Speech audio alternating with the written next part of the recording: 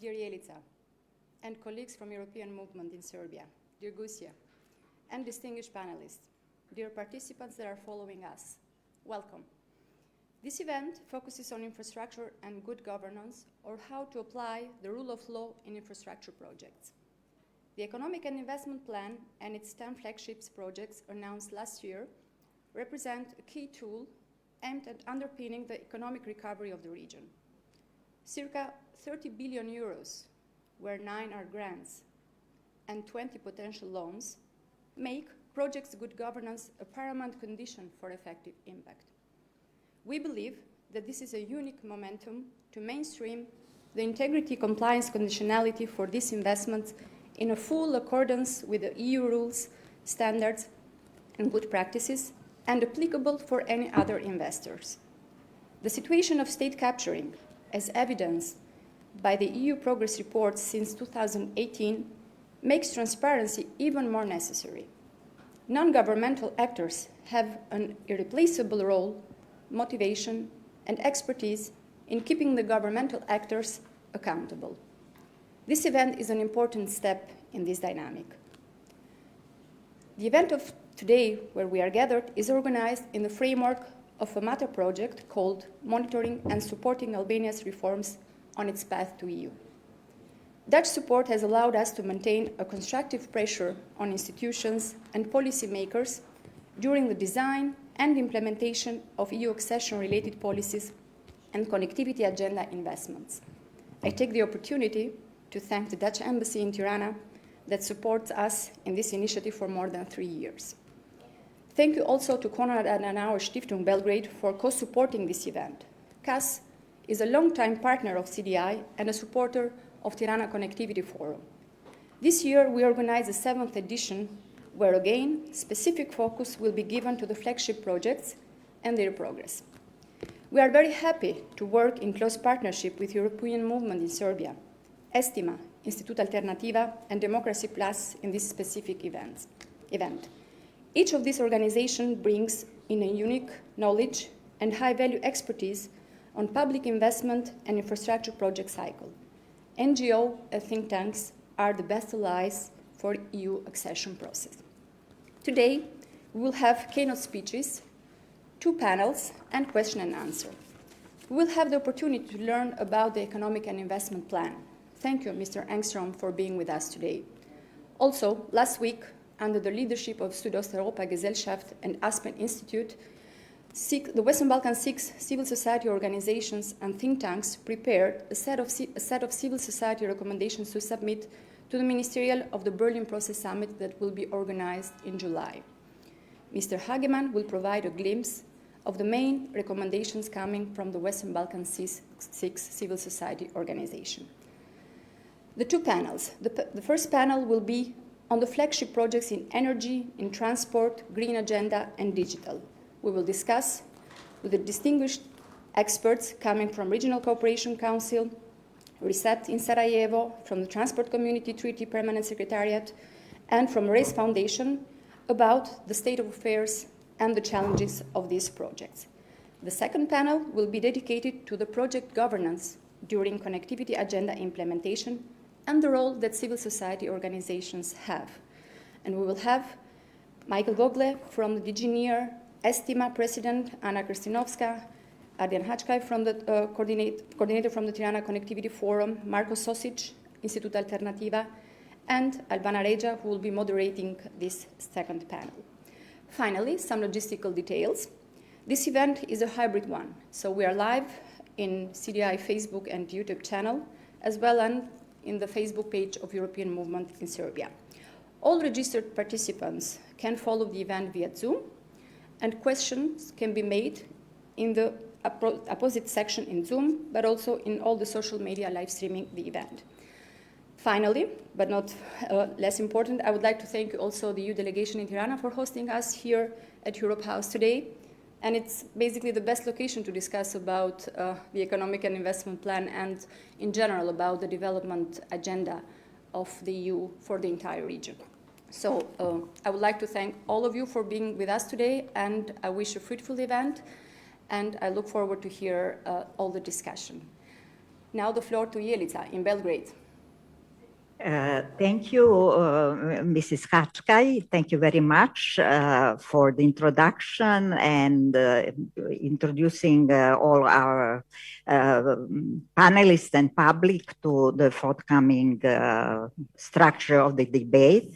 Your Excellence, dear panelists, dear guests, dear colleagues from the Cooperation and Development Institute in Tirana, we are making today an important step with the aim to establish an action-oriented regional coalition of think tanks, professional associations, specialized and activist non-governmental organizations dealing with promotion, advocacy of good governance in the design and implementation of reforms in our region.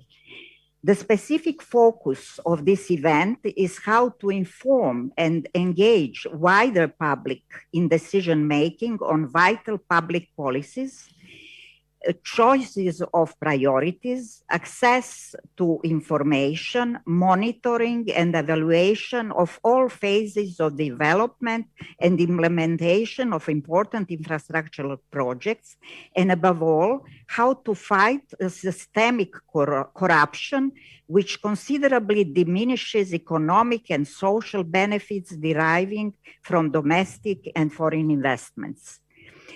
We were encouraged by the publishing of the Economic and Investment Plan for the Western Balkans, which announced 9 billion euros for investments in the 10 flagship projects clusters, which were expected to raise additionally 20 billion euros from international financial institutions, banks, foundations, and private investors from Europe and beyond in the next 7 years. We believe that this is a unique chance to introduce more decisively the integrity compliance conditionality for these investments, which would become a practice applicable for any other investors and in a full accordance with EU rules, standards, and good practices. We are pleased that this event has met with such an interest. This shows the importance that all of us put to reforms and good governance of the flagship projects in the Balkans. It also shows the irreplaceable role that non-governmental actors have in keeping the governmental actors accountable. We invite you all to join this effort and support civil society in the region in this endeavor to help it increase its capacities, identify centers of excellence in different areas all over the region, and support them to interconnect regionally and connect with the counterparts in the European Union. This is an important step in increasing awareness on the common goods, policy measures to protect them, public activism in defending them, and consciousness that they belong to all of us. Applying accountability in the implementation of almost 30 billion euros for the period 2021-2027 is a huge leverage for the EU and Western Balkan citizens. It is an opportunity that must not go to waste. I believe that our debate today will be a small contribution to the articulation of public appeals into good practice.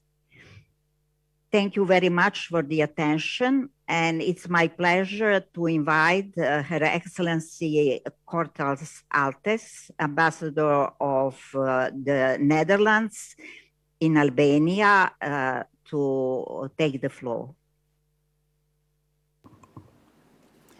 Thank you very much, Mrs. Minic and Griselda Hachkai. It's a great pleasure to be here today. And well, one of the good things that COVID has brought is the fact that we can actually be here in this hybrid format in many places together at the same time, listening to the same people and doing the same thing. Apart, of course, from all the non well, not so very good things that COVID brought, I think this is definitely an advantage, and it's a pleasure to be here today.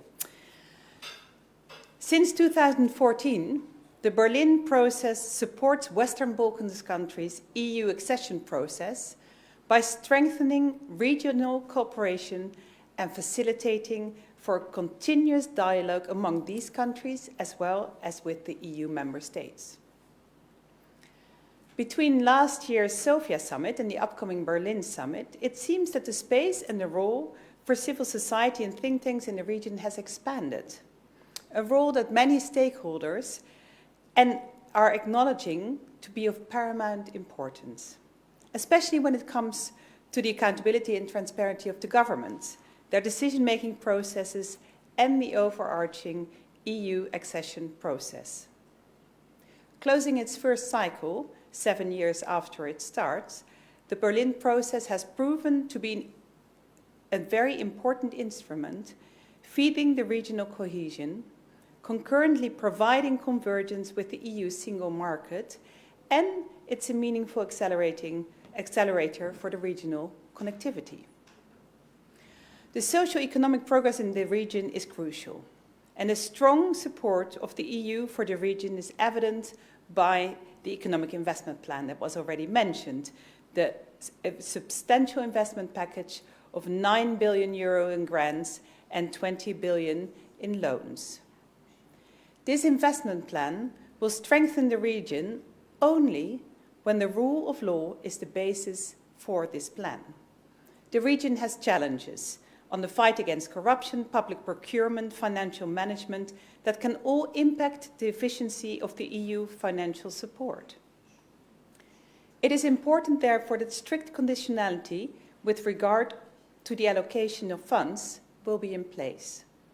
Such allocation will have to be done based on the progress in the field of rule of law, the quality of management of public investments, the level of transparency in project selection, and financial efficiency.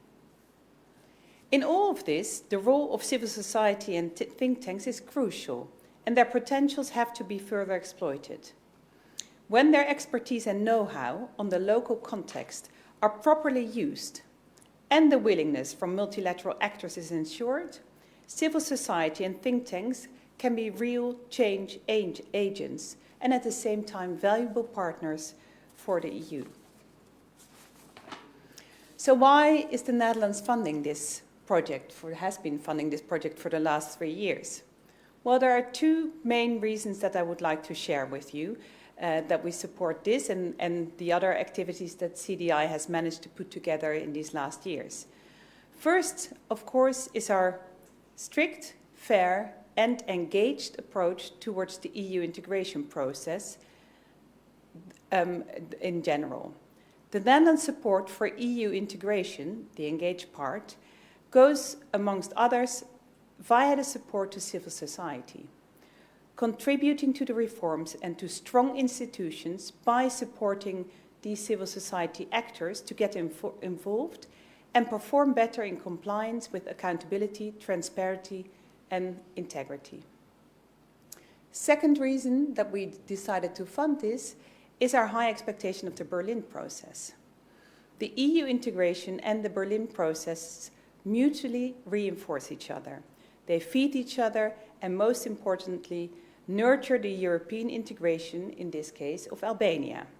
Both the Netherlands and Albania are deeply aware of the importance of the EU and the transforming power that the EU has. The future of Albania is in the EU.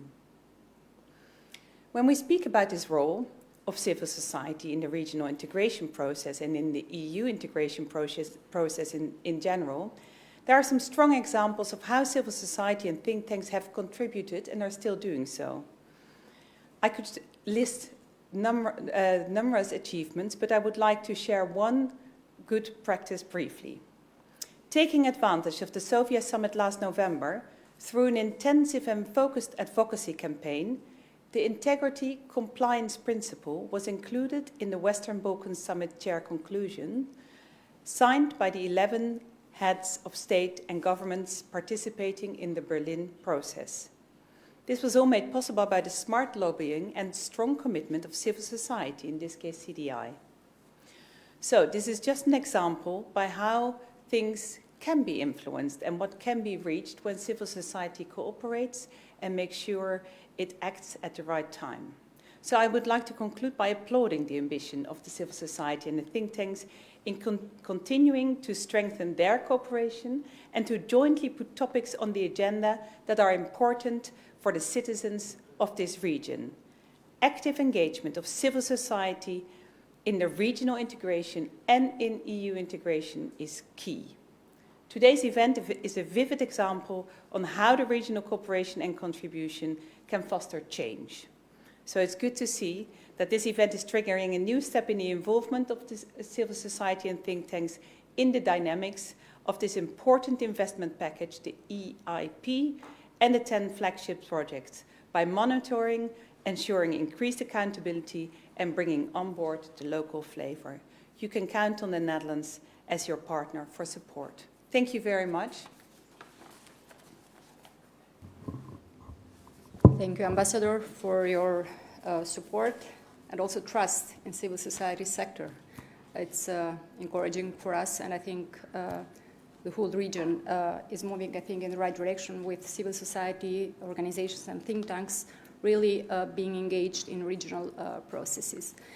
I would like now to pass the floor to the director of the Serbian Montenegro office of the Konrad Adenauer Stiftung in Belgrade, Mr. Norbert Beckman-Dikes. The floor is yours. Thank you so much, Grisella. Hartelijk bedankt, Ambassador Gosia Kortals Altes. Thank you very much, Jelica, for inviting us and that we can be here on this really important event today. It's a European, very, very open discussion we have, and connectivity is this topic we have to discuss with a lot of different stakeholders. The Konrad Adenauer Foundation in Germany wanted, and we do it with dedication, connecting Western Balkan closer to European Union. Both European Union integration and Western Balkan connecting are inclusive processes.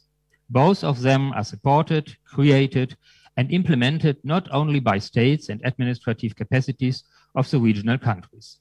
Major and unavoidable assistance is delivered by distinct national as well as international non-governmental organizations in reform steps. Many released ideas show us how potential and capable, efficient and productive civil society in the region is. So, here we are today to show and to promote the constructive role of the Western Balkan NGOs in the successful creating and implementing of the economic and investment projects, illustrated by the representative organizations from Tirana and Belgrade. And the European Union, Germany especially, is very willing to support civil society in Western Balkan networking, for example, by initiative of the German Chancellor Angela Merkel, the Berlin process, as Ambassador mentioned, as an intergovernmental process aimed at closer integration of the Western Balkan countries with the European Union. Civil society of the region is demonstrating strong civil, administrative, and political support for the European perspective of the Western Balkan countries, aimed to enhance the regional cooperation. The Konrad Adenauer Foundation experienced it just well. For example, we finished together with numerous different representatives of the regional civil society and state institution the study of railways within the Berlin process, and we will present it in the printing version at the end of the month. And last year on Tirana Forum, we have seen it and show it first to the public. With our particular focus on transport and energy infrastructure development, we have supported so-called the connectivity agenda. The connectivity agenda focused on the areas of road and railway transport, energy and digital networks, and it envisioned the extension of pan-European transport networks in the Western Balkans, and last but not least, also personal transport connecting people. We showed also how can adopting European Union standards in transport have important direct and indirect benefits for countries of the region.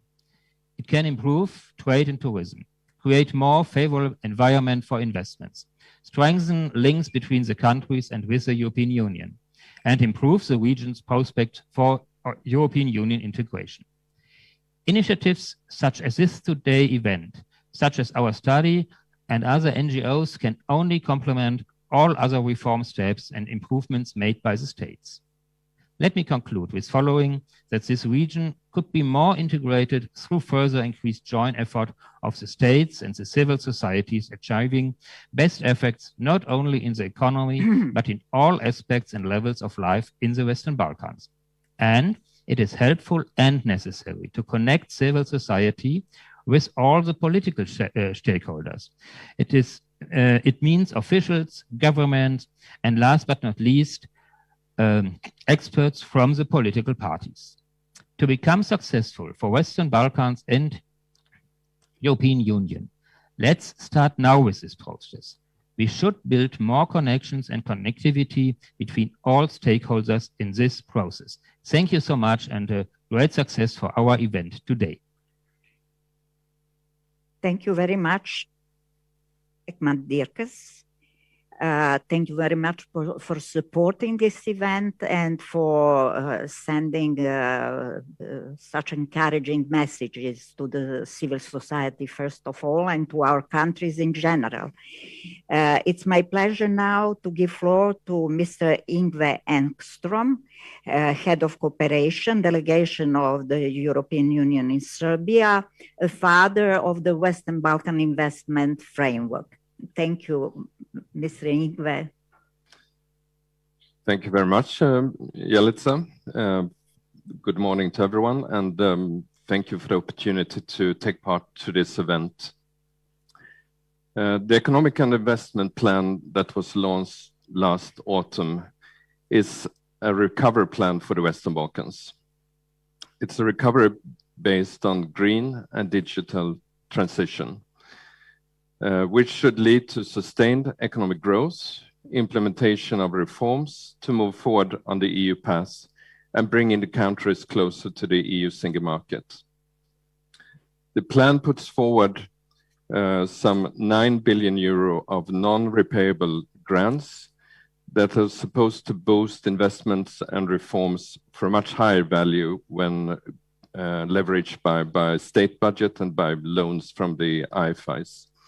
In addition, the plan also foresees a guarantee facility, which is a novelty for us, which could trigger another 20 billion euro of private investments. So it's quite a big package and a new way of using grants, loans, and guarantees together in an effective way. The plan is based on 9 priorities and 10 flagships. Firstly, there are significant investments in sustainable transport infrastructure. We want to remove traffic bottlenecks for roads and rail lines along key European transport corridors and help to connect all capitals of the region and the region to the EU better. Secondly, we're upgrading the energy infrastructure in the Western Balkans in support of major clean energy transition. And economic development needs security of energy supply, energy efficiency, and competitive energy prices. For example, we'll finance gas interconnection that can bring gas supplies of the region that are much needed alongside renewable energy sources, like hydrogen as part of the timely phase out of coal from the energy sector. Thirdly, we are helping the Western Balkans to accelerate the digital and green transition. This requires substantial investments in digital infrastructure, such as broadband internet, to improve the region's access to digital goods and services and maximize the growth potential of the digital economy. Additionally, many business opportunities in the Western Balkans will emerge from the focus on environmental and climate challenges. The green agenda for the Western Balkans is a shared proposal in that respect, because we're supporting the decarbonization of the economy, sustainable and smart mobility solutions, and better resource efficiency based on the circular economy model. Finally, it's very important to underline that we're investing also in human capital. The Economic and Investment Plan will assist our partners in reforming their employment policies, better matching education and training needs of the labor market and businesses, and through the establishment of the Western Balkans Youth Guarantee in every part of the economy, based on the implementation of the successful EU Youth Guarantee, we will help governments to offer each young person in the region a chance to work, train and practice or study, especially at a time when COVID-19 pandemic disrupted the whole labor market. We hope also that this will reduce the brain drain from the region and provide a qualified and motivated workforce ready to contribute to the growth of their economies. As for the financing of investment, and I think this is also linked to the monitoring that we expect the civil society to do. Our message is very clear. The EU is offering the best possible conditions for major investments, not only for a mix of grants, guarantees, and preferential loans from international financial institutions, but also know-how when it comes to the implementation of these investment projects. But we do not only offer the best conditions monetarily, we're also offering a good governance model that we bring from the EU. EU standards will apply to the EU investments when it comes to environment, when it comes to cost-benefit analysis, options, consultations with civil society, consultation with citizens, and of course, the application of proper procurement procedures. In parallel with this implementation of the investment as such, we're continuously engaging with governments in the region to make further progress on the rule of law and good governance. And this is essential not only to make the best use of substantial financial support, but also to be able to offer investors a stable and predictable climate and legal foundations for the successful setup and operation in the Western Balkans. And last but not least, we're also looking to ways to integrate more and more closely the Western Balkans in the EU single market. This means that in certain sectors, we would like to see Western Balkans to participate in EU policies, even before they become EU members. And we're removing barriers to business also within the Western Balkans. The common regional market, based on EU rules and standards, which the governments of the region are currently building, has an enormous potential. We trust that the support of front-loading priority investments and reforms will have the ability to boost substantially growth and benefits to the people of the region as some more opportunities will arise, which is greatly needed. And with this to also accelerate the integration of the region into the European Union. Thank you very much. Thank you very much, Yngve. It's my pleasure now to invite Mr. Christian Hagemann, Deputy Director of the Southeast Europe Association, to take the floor and tell us more about results of the Civil Society Forum that was organized last week. Please, Mr. Hagemann, take the floor. Hello and good morning also from me from Munich. Can you hear me? Can you hear me? Yeah, yes. Okay. Hello, everybody. My name is Christian Hagemann. I'm Deputy Director of the Southeast Europe Association. And first of all, I would like to thank the Cooperation and Development Institute and the European Movement Serbia, as well as the other partners for inviting me to speak here this morning. Together with our colleagues from the Aspen Institute Berlin and with support from the German Federal Foreign Office, the Southeast Europe Association is organizing this year's Berlin Process Civil Society Forum and also organized last week's preparatory forum. So during last week's event, we had about 10 working groups discussing the most pressing issues for the region, among them many that feature prominently on today's agenda, like transparency in infrastructure procurement, which was already mentioned, clean energy transition, air pollution, or digitalization. And I'm thus really glad to have the chance today to present you briefly some of the results of the forum that will also be presented almost in parallel right now at the meeting of Ministers of Foreign Affairs in the realm of the Berlin process. So Our facilitators who were moderating the working groups collected many detailed recommendations, and I can share with you the entire list later in the chat. I hope I can do this. I will try. So you can download it. Please keep in mind that these are not my recommendations or those of Aspen or the Southeast Europe Association, but rather those developed by CSOs from the region. So for now, I have only 10 minutes to present you core recommendations. So I decided to present you what I found some of the broad and original cross-cutting lines through the different policy areas that were discussed during the working groups and the recommendations for CSO action stemming from them. And I will start with the first category of recommendations, and I would summarize this as look for allies. Civil society to look for allies in its fight to increase accountability and while lobbying for better policies. So for example, there's a lot of red tape and bureaucracy when trying to realize a renewable energy project. So in the energy sector, one ally could, for example, also be the private sector and investors interested in funding renewables who are also looking for transparent rules, easier planning procedures, and access to the grid. And this might also later work for manufacturers who could eventually find that a heavy carbon footprint of their products might let them face trade barriers in the future.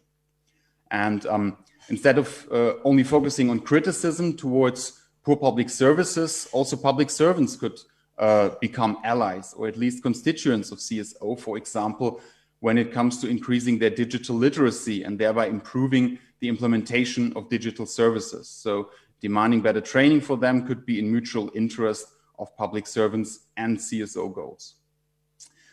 Also, minorities, and especially the Roma of the region, need support when it comes to basic infrastructure. So one suggestion was, why not support these communities to seek funds to make this basic infrastructure renewable right from the start, or to involve them in areas where knowledge in these communities already exists, like recycling. So one activist described this with a very nice term as shifting the Roma from gray to green economy in the region as one idea. So look for allies, sometimes maybe even unlikely allies. The second category of recommendations I would call spread the word, or rather sharing information among crucial groups and thereby raise awareness what civil society can do. For example, the Western Balkans are among the most polluted areas in the world, but people often don't know this. All they know is their personal experience with pollution, but giving them more information on the extent of this problem can help to mobilize people to hold the governments accountable in this regard.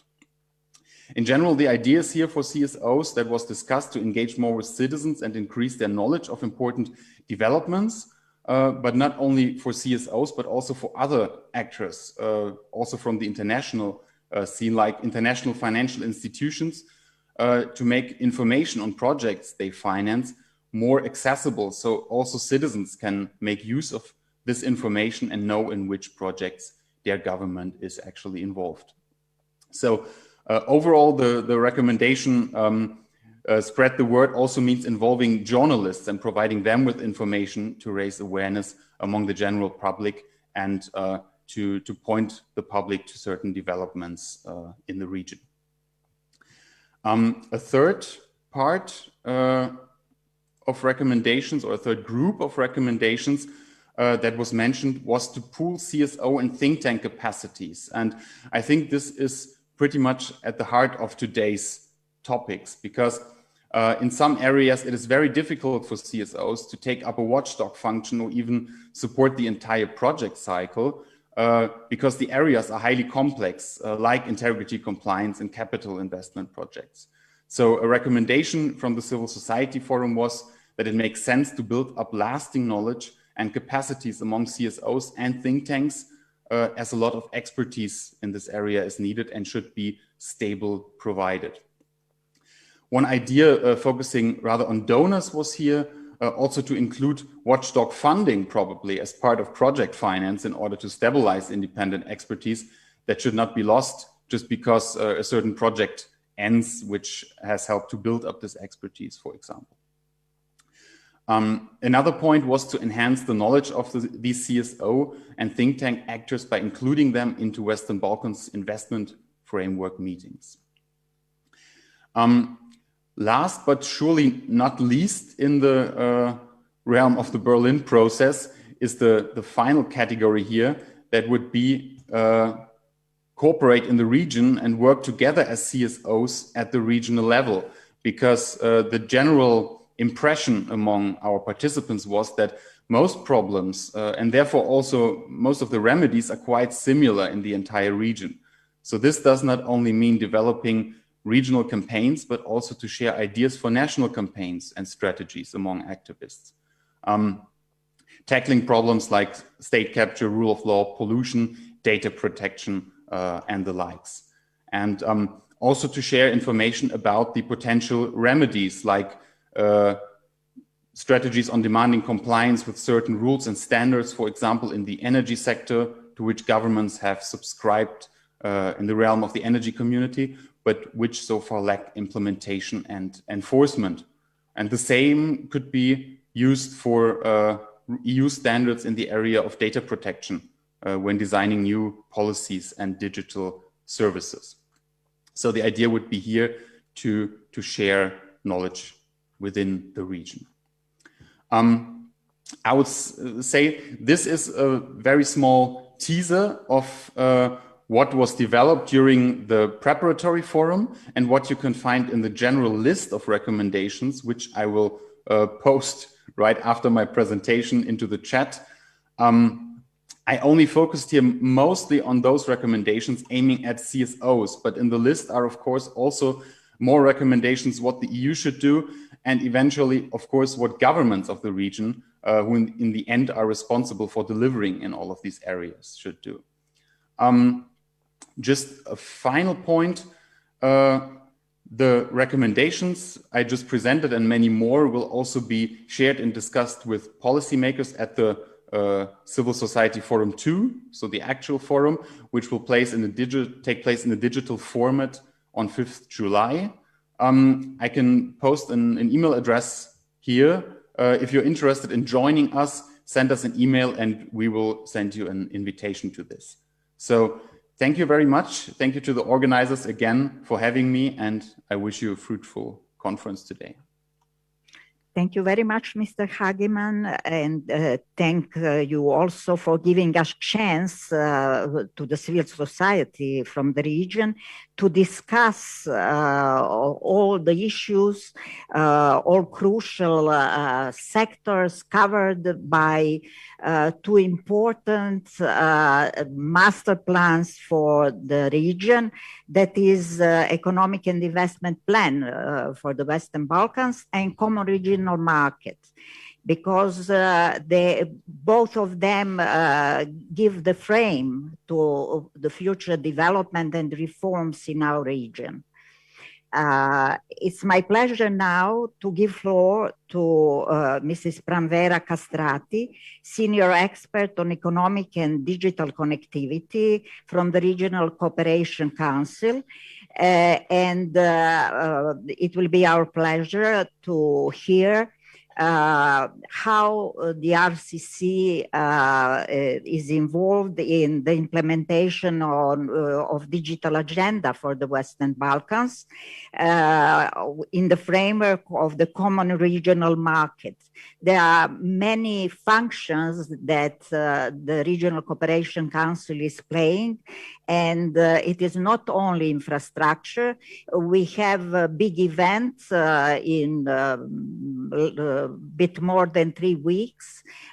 We will roam like at home all over the region without roaming charges. So it's a big achievement, and Ms. Pranvera Castrati, please take the floor. Thank you. Thank you very much for the invitation, both to you, Jelica, and to Krisela. I'm pleased to join this event from Tirana, but of course, what we have seen is that this type of events, while you join also virtually to many people, is really precious. And we have learned through the hard times how that can be beneficial. Before the pandemic, I have to say that digitalization and all policies related to this were kind of the line of action or line of speaking of the policymakers, of politicians, or ICT leaders. The pandemic changed this, and now the citizens throughout the world, but also in the Western Balkans, see it as a line of their speaking, and they see the digitalization as a way of improving their daily life, as a way of getting the services from public authorities, and as a way of getting their children educated. And it's true that COVID changed many of our attitudes and our daily activities, but at the same time, it tested some vulnerabilities of the systems, but showed that through digitalization, you can manage to continue. Despite the limitations, you can continue your life and you can achieve a lot. And a study that was conducted toward the ends of 2020 by the industry, it was an industry-led study, showed that citizens had really a real digital leap toward the pandemic.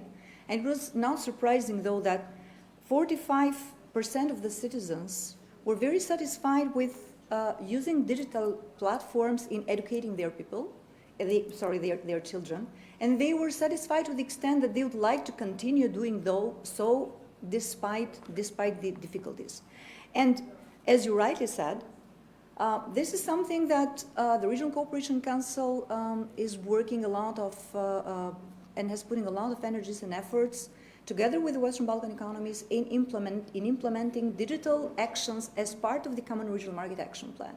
The Common Regional Market Action Plan that was endorsed last year in the Sofia summit indeed encompasses a very ambitious agenda that has digitalization as a cross-cutting element, not only as part of the integral part of the regional digital area, but also very much related and very much connected with innovation, with industry and value chain, with trade. And indeed, what digitalization showed is that not only geographical borders are not that important, but also borders or line between the policy areas are not that important. And I'm very pleased to start with what you said, Ilica, roaming agreement and the success story that the Western Balkan had through the regional roaming agreement. That was really the story that showed how the regional cooperation can bring benefits to the citizens, how the region can deliver whenever it comes to the welfare of their citizens, and what the economies are committed to so that these benefits are real. Just because of the regional roaming agreement, currently we pay around, at average, 83 to 96% less roaming charges. And true, in 3 weeks' time, will be roaming-free region. And this is one of the deliverables of the Berlin summit as well. And we are so proud as a region that we are managing this through very strong commitment from the economies, policymakers, but at the same time also operators. And the story will not end to this. Western Balkan economies supported by the European Commission and with a very proactive, let's say, engagement, has started a process to consider reducing the roaming charges between the Western Balkan and EU. And of course, this will be very prominently introduced and very prominently benefited to all citizens of the region.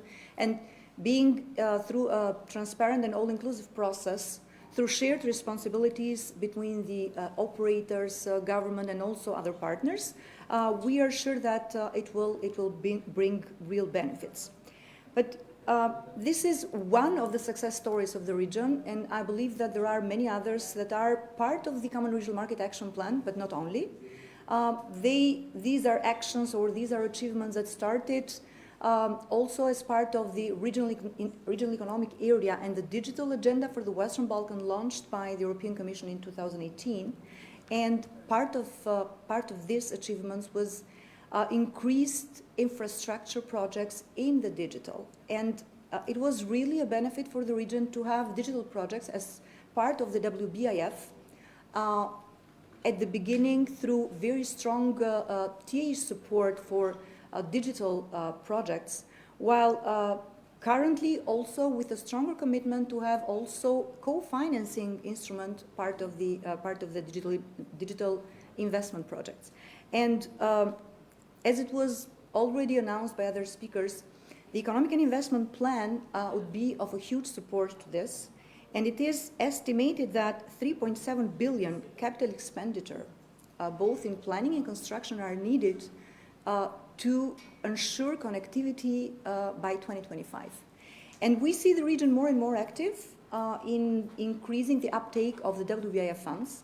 And as of last year, we have already in WBIF 11 projects, 10 of these national and 1 regional, to support the broadband development, with a total investment amounting to 500 million euros around. And this is something that really would help, but of course, knowing that the needs are higher, the Western Balkan economies are encouraged to continue applying in WBIF, and RCC is working to not only increase the awareness, but also in joint cooperation and consultation with the European Commission, trying to make the information sharing and increase the capacities to understand all features and aspects of the WBIF requirements for the digital projects. Still, despite these positive figures, I have to say that there is a lot to be done, and the Western Balkan is still lagging behind the EU average when it comes to digital infrastructure. And despite we see that the figures in particular for individuals using the internet are increasing, and are increasing in particular to use the social media and not that pronounced in using the government services or e-services, which calls for concrete and more intense actions from all partners that support the region in this regard. And we still have some worrisome data, if I may say so. Through the World Bank data of 2020, we still, for instance, have that nearly half of the household still lack computer access at home, or 1/3 lack fixed broadband internet connections, in particular those with higher and more reliable connection speeds. But of course, the figures do not scare us. They simply motivate us to work more and increase further the support to the Western Balkan in expediting the investment projects. I would like to also flag some other important elements that this region is working and the RCC is supporting. Is the Digital Summit one of these, which has become a flagship event for the region and has already established its legacy from 2018 with the very first ever Digital Summit at the Prime Minister level hosted in Skopje. This year will have its 4th edition. Last year, organized in a hybrid modalities in Tirana through online sessions and through the ministerial organized in a physical meeting in Tirana, it concluded with very concrete deliverables, with signed 2 memorandum of understandings, one on improving interoperability in the Western Balkans and recognition of trust services, and the other one was the MOU on the roadmap for 5G, with due consideration and based on EU standards and practices, in particular the EU 5G toolbox. The process for the implementation has started, and in particular those related to interoperability and trust services, and the region is embarking on creating this framework to ensure free movement of services throughout the region through digital means and digital signature and electronic identification. We have seen during this whole period of implementation of the digital agenda that we have so many brave and smart youngsters in the region who have very innovative ideas and who can develop digital solutions to help recovering. Last year, the RCC started as a response to COVID, as all other organizations and everyone, launched the process of a regional competition for digital and innovation solutions, Balkathon. And this year we had the second edition that indeed showed a great interest from the region, with 90 teams and more than 120 team members working on digital solutions, and 6 digital solutions have been awarded, 2 on e-health, 2 on e-entrepreneur, 1 on smart cities and 1 on green cities. And this is also, it shows the awareness of the citizens of the region, of ICT individuals, of professionals, to work toward, let's say, response to the challenges that the COVID and digitalization is bringing, because of the fast development of technology and due to very high needs to have this type of solutions in place. I would like to also leave some floor for also questions, but maybe just to flag that in addition to these big or huge advancements that the region is working, there are other elements like work in the area of digital skills through already established network of partners, policymakers, and academia, working to develop digital skills strategies, dedicated ones in the region.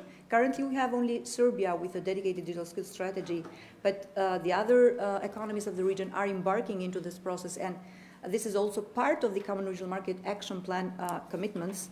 And we as RCC are supporting the process of need assessment in line with best practices from EU and also from already tools and instruments developed by European Commission in the area of digital skills. I heard that also area of data protection was a concern in one of the forums of the civil society, and I'm very pleased to announce that we in RCC have embarked already in this process. We have already mapped and assessed the state of affair in implementation of the GDPR and the requirements for data protection based on EU acquis, and the roadmaps, the dedicated roadmaps, individual one for each economy, have been developed and agreed, and we are now working for the implementation.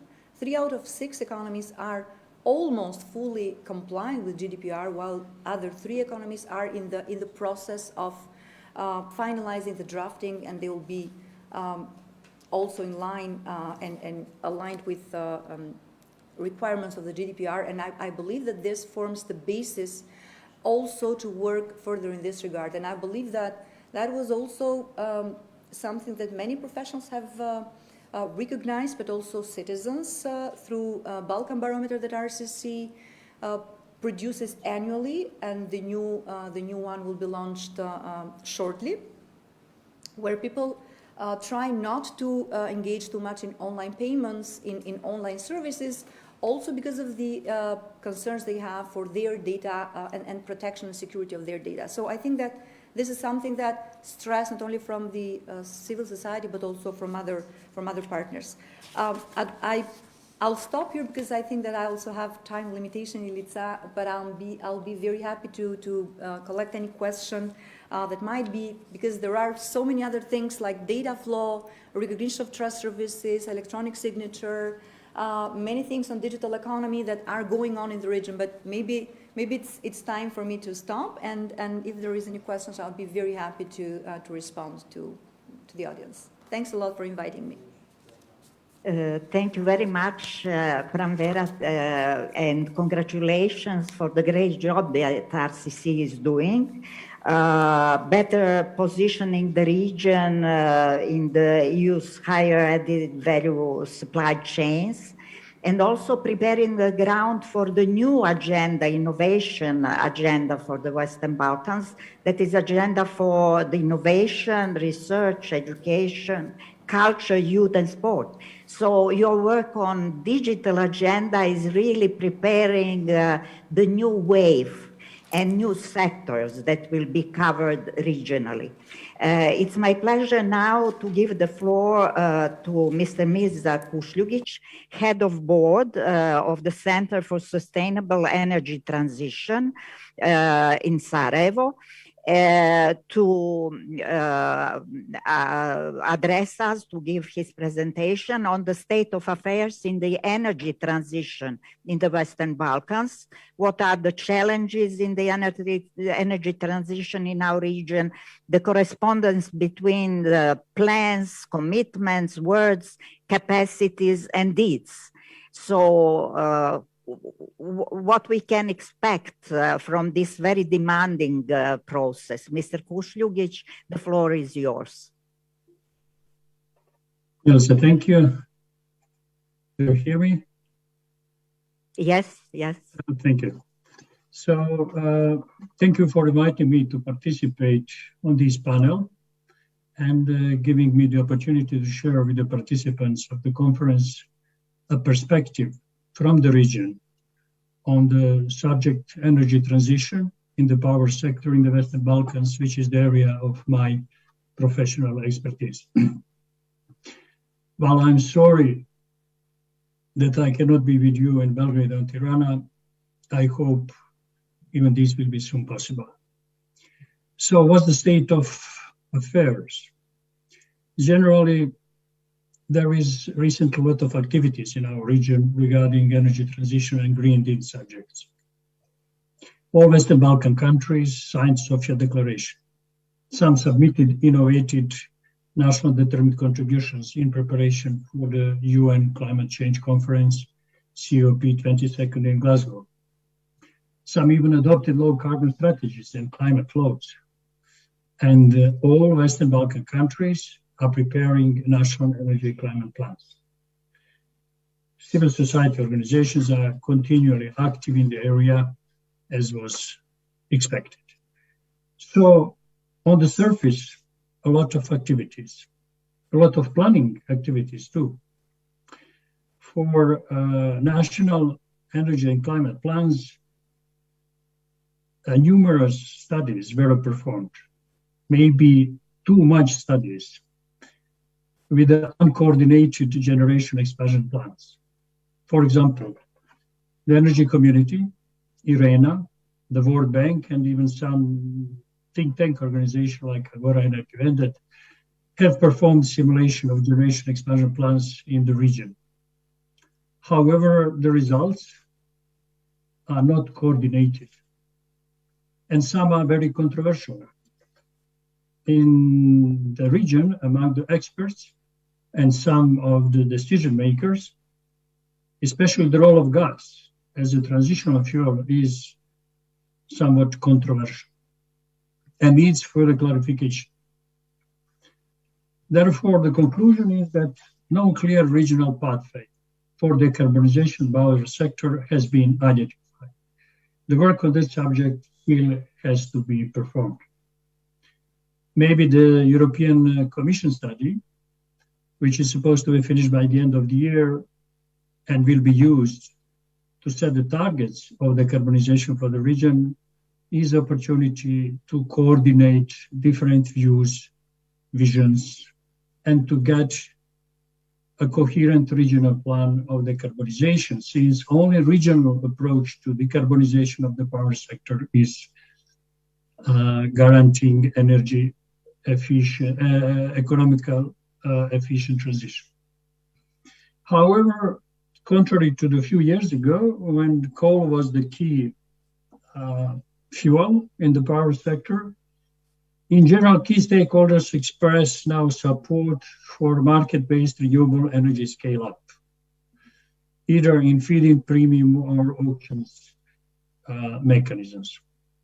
Also, numerous utility-scale solar, photovoltaic, and wind power projects are in preparation, and to somewhat lesser degree, energy efficiency programs.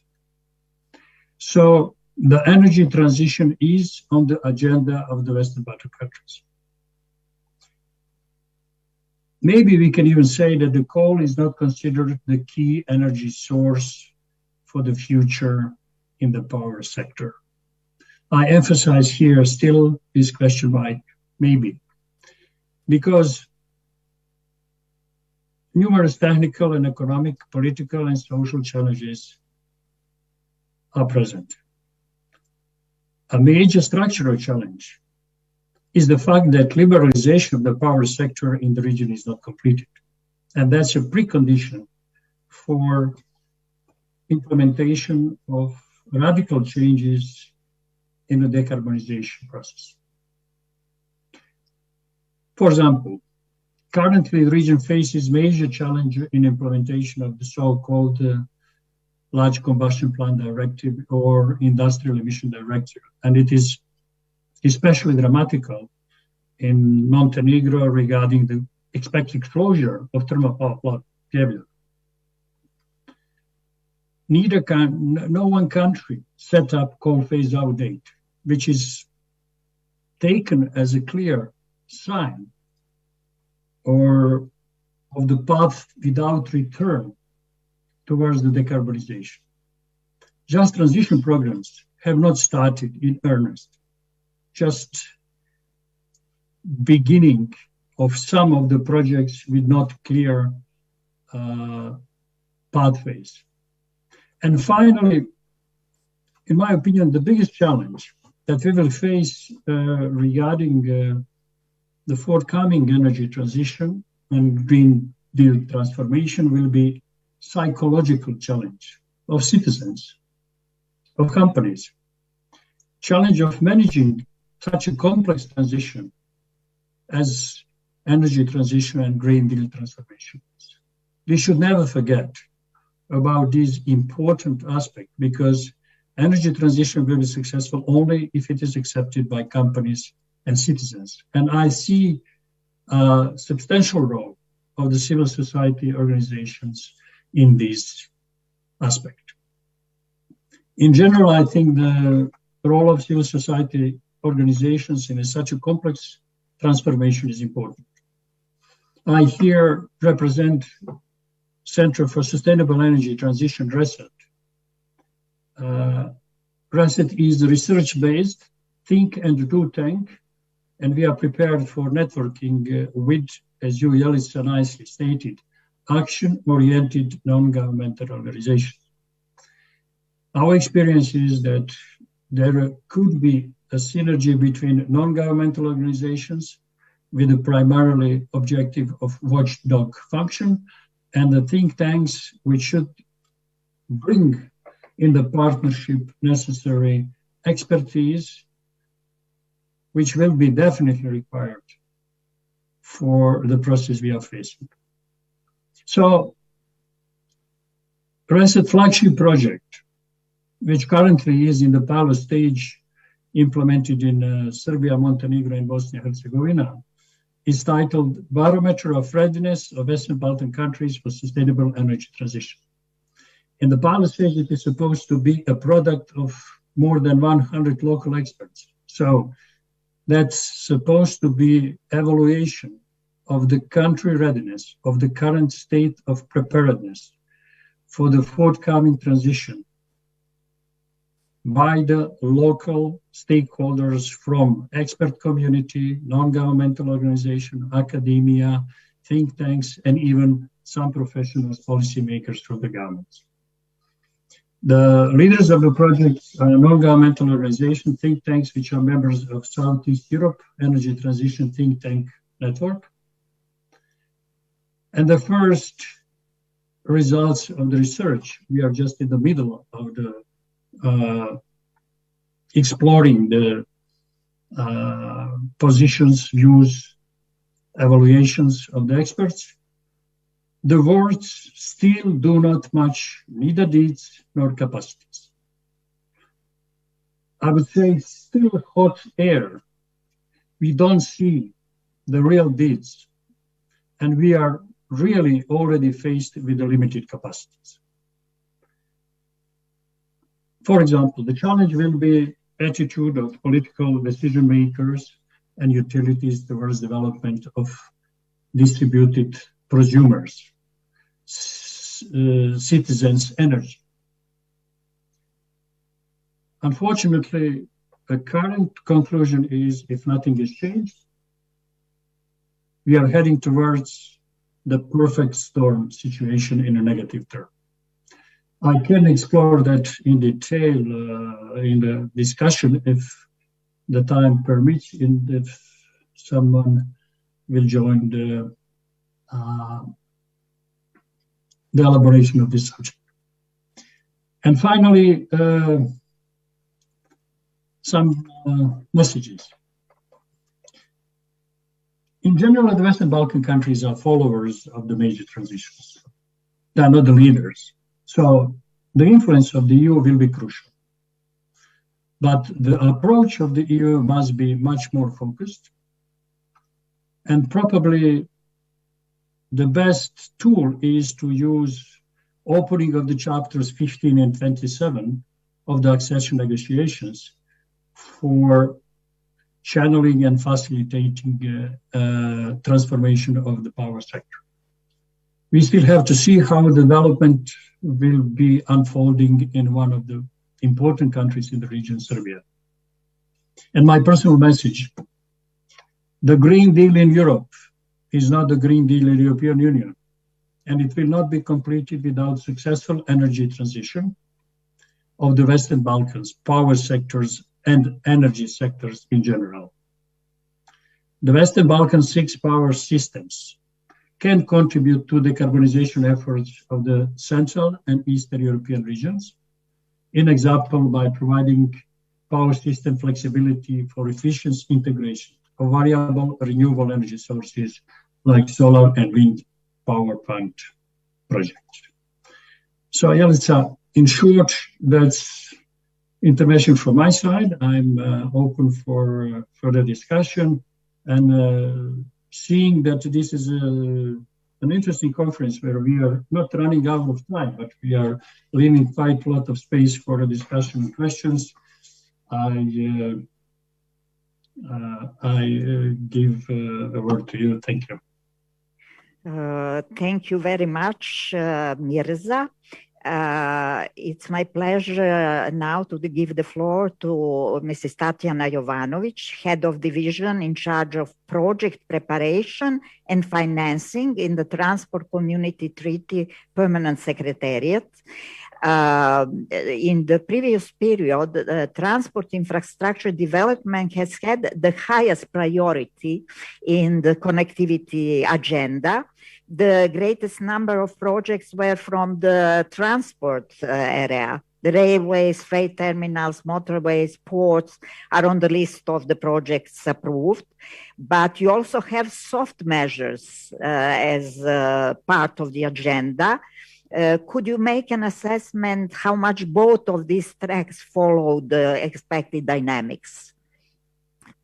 Okay, let's start from the fact that infrastructure and transport should be more developed in the region, and substantial investments are needed in order to achieve this goal.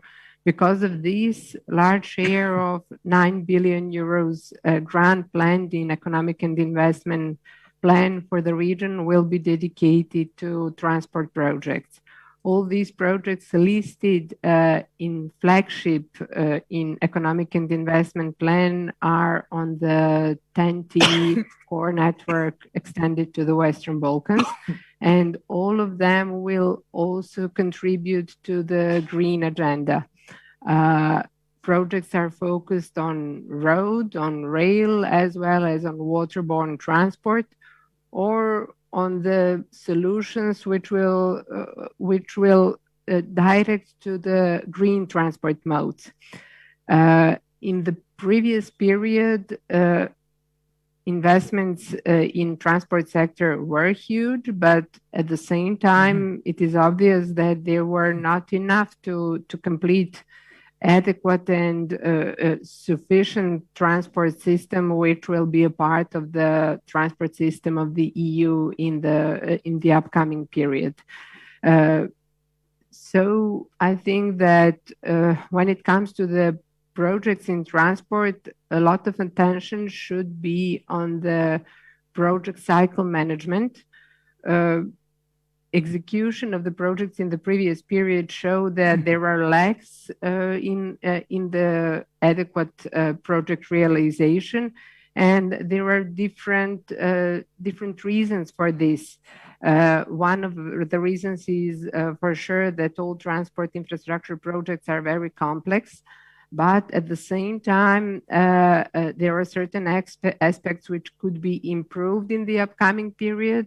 And in that sense, I would like to mention better cycle management for sure, for the better implementation of the transport projects, then strengthening human capacities in all regional partners, then focus on the better preparation of the projects, which will include planning for land acquisition, for example, then better coordination before a project is ready, for example, for the consideration on the revision commission on the governmental level.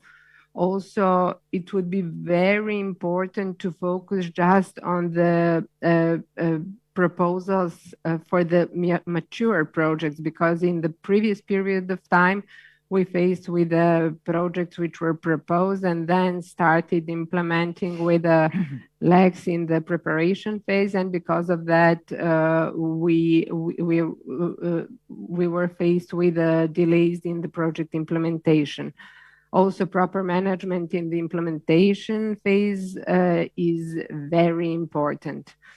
When it comes to project, it is also important to underline that connectivity reform measures which were introduced in 2014 through the Berlin process should be another side of the coin with the connectivity infrastructure projects. So two sides of the same coin, connectivity reform measures and infrastructure projects in transport sector. There is no logic to invest in infrastructure projects in transport if we don't plan parallel with this connectivity reform measures which will support the projects, which will allow, for example, proper maintenance of the new roads, new rails, or which will allow better management on the borders between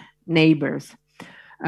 You can invest in high-speed rail line or a new motorway and shorten the time of traveling. But if you don't solve the congestion on borders and reduce waiting time, it will be useless.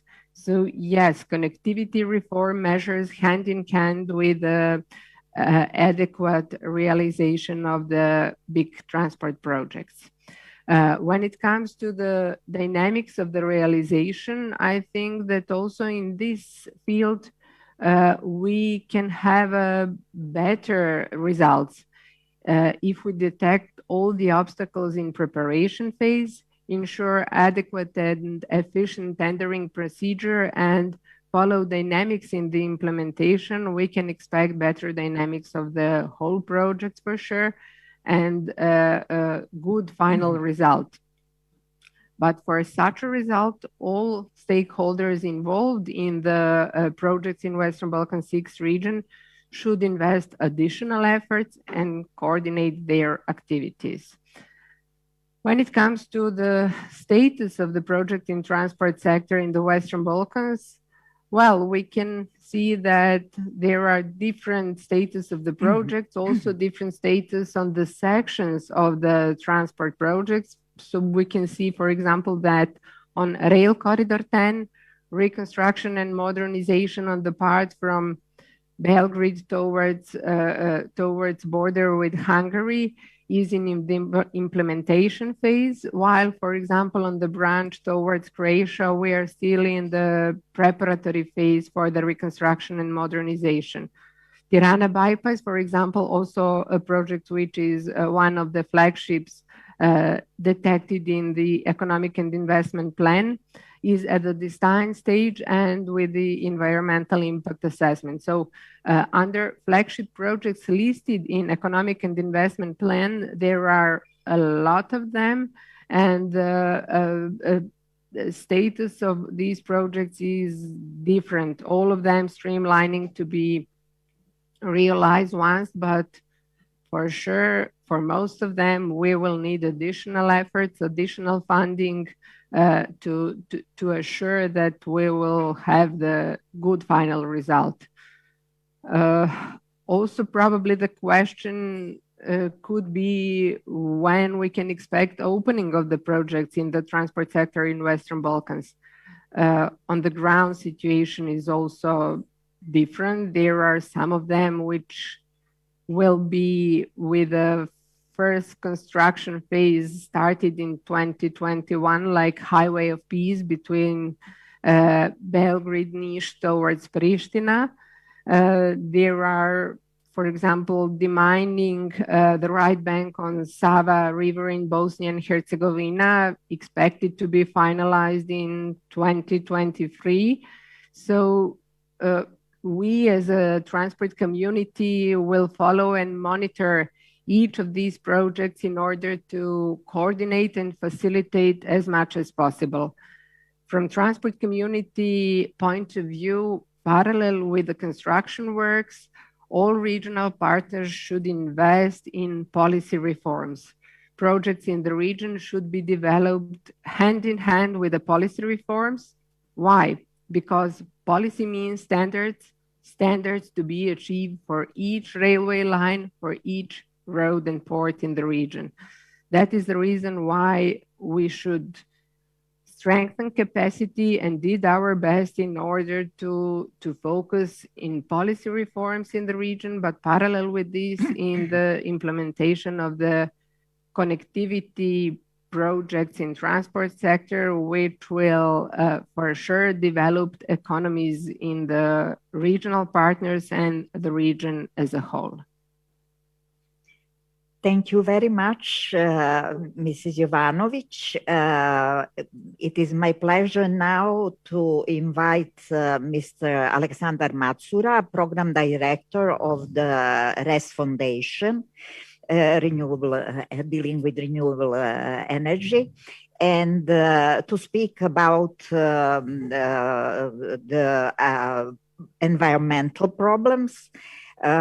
Which of the projects on the flagship list in the field of environment protection do you consider as the most urgent, and which are the problems in the implementation that we can expect?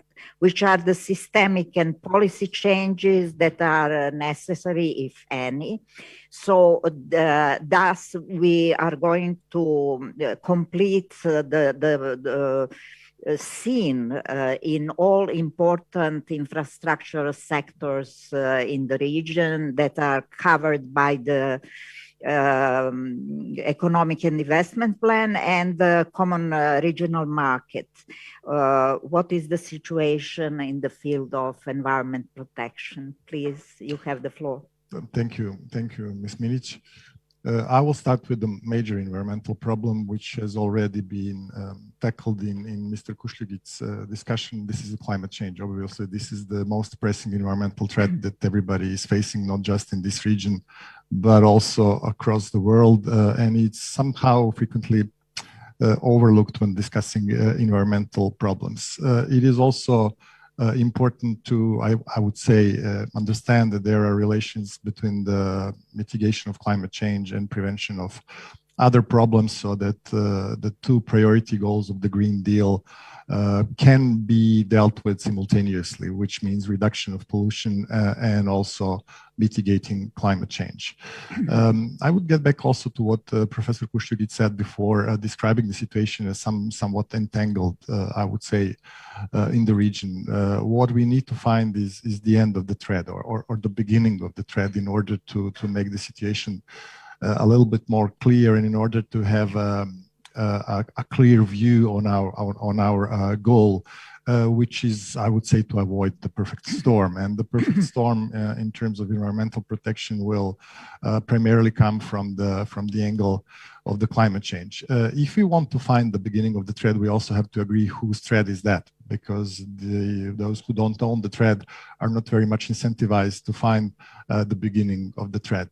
Another important thing was mentioned by Professor Kušljigić, he said that the energy transition, which is a prerequisite for the resolution of the environmental problems in the Western Balkans, is not led by the countries of the Western Balkans. This is true, but I would say that this is not the way in which we will find the beginning of the threat. So the ownership over the issues, both when it comes to energy transition, which also means ownership over the mitigation of the climate change, but also over other issues, has to be national or regional or both.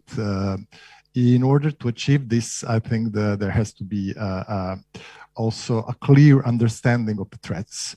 And we have to develop a better weather forecast in order to see whether the perfect storm is coming. Many of the elements for this weather forecast are already in place. We do know what is the situation in terms of health effects of air pollution, which is most prominent in media and among general public environmental threat that we are facing. But we also do know what are the threats that come from the climate change. This is, I would say, the parts of the information that we need from the physical world. From the policy world, from the economic world, from the politics world, I would say that we need to closely look at the global developments. It's not just the European Union anymore. So in the last 12 months, we've seen United States returning to Paris Agreement. We've seen executive decision of the President Biden on the climate policy. We've seen China's decarbonization goal and China commitment to reduce or to peak its emissions before 2030. Why is this important? We cannot resolve environmental problems of such a magnitude without having an integral reform of the society. So there is absolutely no way in which we can implement Green Deal or economic and investment plan of the Western Balkan without a thorough and structural reform of our societies, which includes the way we do business, but also includes the way we make decisions. Why I'm repeating this? I would also mention the International Energy Agency recent report. It's a global roadmap.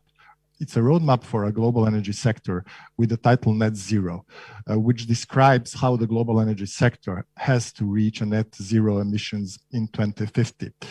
And perhaps to the surprise of many people, an organization such as International Energy Agency, which is far from green or activist organization, this is an organization focused on the security of supply, tells us that majority of the developments are not going to happen after 2030 or between 2040 and 2050. What is envisaged there is that the majority of the activities in power sector and in heating sector are to take place in the next 9 years. In its net zero emission scenario, the International Energy Agency tells the following things. And I think this is very important for all of us to understand in dealing with the environmental challenges in the region. It says, if we want to achieve net zero emissions by 2050, which is the only way in which we can prevent the major environmental threat, we need to completely stop developing new coal mines, new gas fields, new oil fields. Maybe a very important information is also, I mean, this is a policy scenario. This is not a constitution global or anything like this, but it comes from, I would say, the most capacitated organization in the world to share these views. It says after 2050, we should have no new gas boilers sold in the market unless they are ready to burn hydrogen. I would say these are strong messages which need to be taken into account by our politicians. They also say after 2030, no coal in power sector in developing economies is to be deployed. So what we actually need in order to deal with our environmental issue is a complete transformation of the way we produce energy, of the way also we consume energy, but also of the way we do business. It requires ownership. We have to receive these messages and to transfer it into the policy development processes. Mr. Kušugić mentioned that in all the countries of the Western Balkans, we're currently preparing national energy and climate plans, which are actually framework documents which should guide us through this transformation process. In some instances, like in the Republic of Serbia, this process is behind the closed doors, so with no participation. And I'm sorry to say that this kind of process is supported by the European Union. Why this is not good? We don't have capacities to spare. So we need to involve people, organizations, businesses who are capable to contribute to these processes, because without such a development of policies, we are not going to be able to tackle our main environmental challenges, which are climate change and air pollution in our region. Maybe another example of the lack of ownership is the submission of the draft of the National Energy and Climate Plan on one of the countries of the Western Balkan, which is considered to be a frontrunner in this respect. In its submission, you can find this document on the website of the energy community. It says the content of this publication is responsibility of, and then there is a name of the bilateral development partner. The content of that publication is critically affecting the lives of the people in that particular country of the Western Balkans, and it will be the same in other countries of the Western Balkan and in the region. So the content of those publications can only be the responsibility of the citizens and those who represent citizens in the Western Balkans. So what we require in order to deal with these environmental challenges is the energy transition and the transition to zero pollution by the Western Balkans, not only for the Western Balkans. Well, this can sound just as a play of words. Mr. Kushugit said we lack capacities, but he also said that in the study in which they are involved, there are 100 local experts being engaged. So we need to utilize also our capacities with the support of the partners that is at our disposal, and this includes the economic and investment plan and the flagship projects mentioned there. If we deal with the air pollution challenge, for example, without taking into consideration, outside of the framework of the energy transition, which is not to happen sometimes, it has to start today, we will fail to deal with the environmental problems. And the cost of those environmental problems is big. The countries of the Western Balkans are leading the table in terms of years of life lost due to, for example, PM2.5 pollution.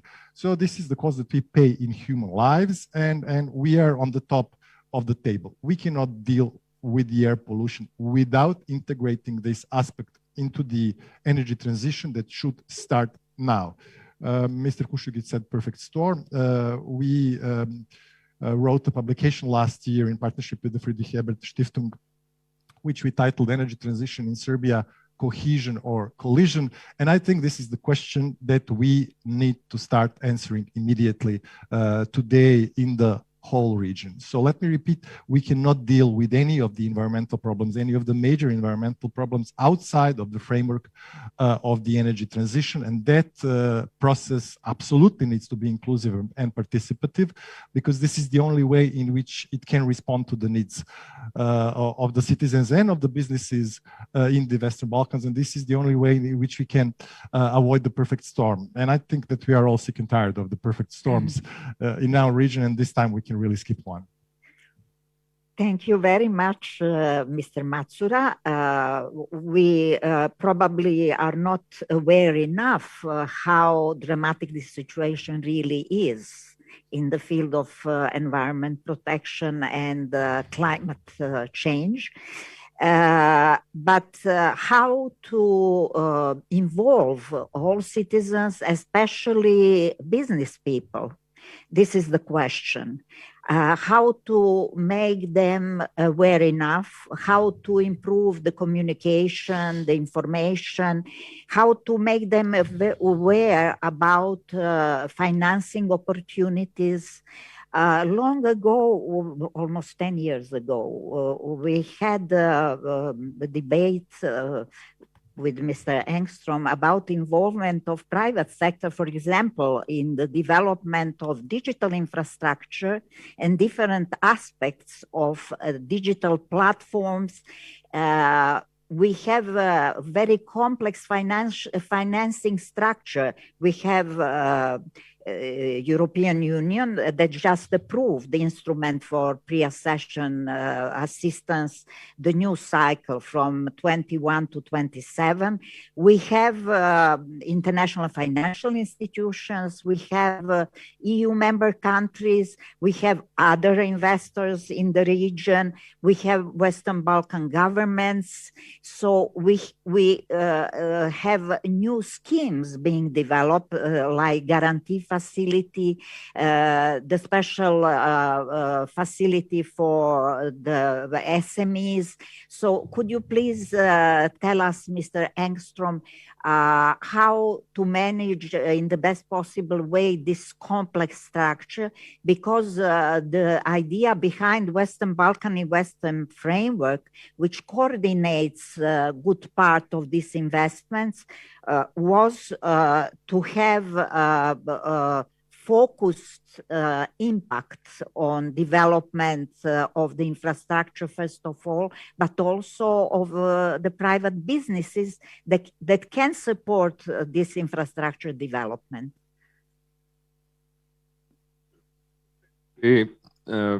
First, I would like to say that in order to have more investments in green solutions, in energy transition, to phasing out coal, I think we also have to change the narrative to get away from a perception where green solution is considered to be expensive, and to continue with the current state of play is considered to be more cheaper than the other. And there's very much evidence showing that the reality is the opposite. If we do not invest in green solutions and continue with the coal and gas and oil infrastructures, this will have enormous costs, short, medium, and long term. And now I'm talking about the economic costs completely. The green cost, I think this previous speaker outlined very much, and it's an urgent situation, so it's not time to wait either. We are in a crisis, real crisis, much worse than the pandemic of COVID, I would say. So how to get away from this? So for me, evidence-based research and assessment of what are the possibilities are needed. There is also a need for a shift in subsidizing different energy sources. So we have a situation where current infrastructure is subsidized, while there is very little funds or incentives going into the green field. So this is something that has to be done on the policy level, because without a policy environment that is conducive for attracting private investments, the private investment could not happen properly. We are setting up, we have had instruments for a number of years promoting private investments. We set up together with EIB and KfW and the EBRD what we call the Green for Growth Fund some 10 years ago, which is there to attract private capital for green investments and to be able to guarantee investments in the renewables in particularly, but also in energy efficiency. So we have instruments in place, but if the subsidies for current industry is too heavy, it's very difficult to attract the private capital. I have quite good faith now in the guarantee facility that we have access to under this financial framework, because it makes it possible to have cheaper guarantees which could attract private capital. But it needs cooperation. It needs cooperation between international community, the states in the region, and business to be aware of these opportunities. And I'm quite sure it will come, because it will become more and more expensive for economies built on coal, because the exports of its products will not be neither wanted nor competitive. So I think the business is feeling this, and investments are coming its way. And there are already a number of investments coming in the region. What needs to be done also is, of course, that any modern economy will require energy, and probably much more energy than we have today. So it's not only about phasing out the current energy sources, but they have to be replaced, and they have to be replaced by more energy than in the past. So this is something we have to work on together. Thanks. Thank you very much, Ingve. Mrs. Jovanovic, where do you think the civil society can contribute the most in this long chain of project preparation, application, financing agreement, design completion, work standard launched, works contract signed, works commenced, works completed, loan or grant disbursed? In this long chain, where do you think the contribution of the expert community and think tanks and civil society in general in the region could be the most effective? I think that civil society should be involved in the preparatory phase at the first. Because during the preparatory phase of the big infrastructure projects in transport sector, there are always public consultation, and that is the place where citizens, where civil society, where think tanks could be more involved. If we want to have the adequate impact of all these stakeholders in the preparation and further implementation of the transport project, this is the proper phase in the public consultation, which is a part of every transport project, big transport project in the region, to react and to be involved from the very beginning. Thank you very much. Mr. Matsura, what is your impression? Did the public awareness in the region regarding climate change and environment increased? And the civil society activism, and you also have a demand from Tirana. If you could share the link for the report that you quoted. Thank you, Ms. Minic. As my former boss used to say, I was given to understand that the link has already been shared by the partner institution in the chat. So if this is not the case, I will share the link to this report later. And also, we co-produced last year a report, transposition of the Green Deal to the Western Balkans, and we titled it More Than Words. But the words, there are more words than they were used to be in the past when climate change, energy, and air pollution in particular is concerned in our region. And I'm by nature a pessimist or a realist, whatever. So I'm caught by surprise with the extent of the increase in both awareness, but also in the increase of knowledge of the general population of the topics that tend to be rather complex and technically challenging, as was rightly presented in some of the previous presentations. So what I think I see in the last 3 or 4 years in Serbia, but also across the region, judging by the information that I have about the developments in other countries in the region, is really a significant increase in awareness, but also, I repeat, in understanding of the topics. Obviously, these topics are as complex as you can imagine. So it's impossible, absolutely, for each and every citizen to understand all the aspects of the energy transition or of the air pollution. But the level of awareness and knowledge is increasing, which creates a demand for better policies, which is absolutely a prerequisite for any change, because following that demand, we already see some responses from the governments across the regions, better or worse, but some responses are emerging. And this is a prerequisite for the ownership that I've also discussed about in the first round. And then only in this situation, we can also utilize all the instruments that are offered to us and that were mentioned by Mr. Engstrom, and all of them we will definitely need to use. Besides the activism, I would say we need also, which is definitely present, and which, I repeat, is a prerequisite for the policy demand and for the policy response that we are seeing. So I would say that this is really good that we see activism. We also need, I would say, co-creation capacities, because let's use the 2030 agenda words, we cannot leave anyone behind in this process because simply we don't have capacities to spare.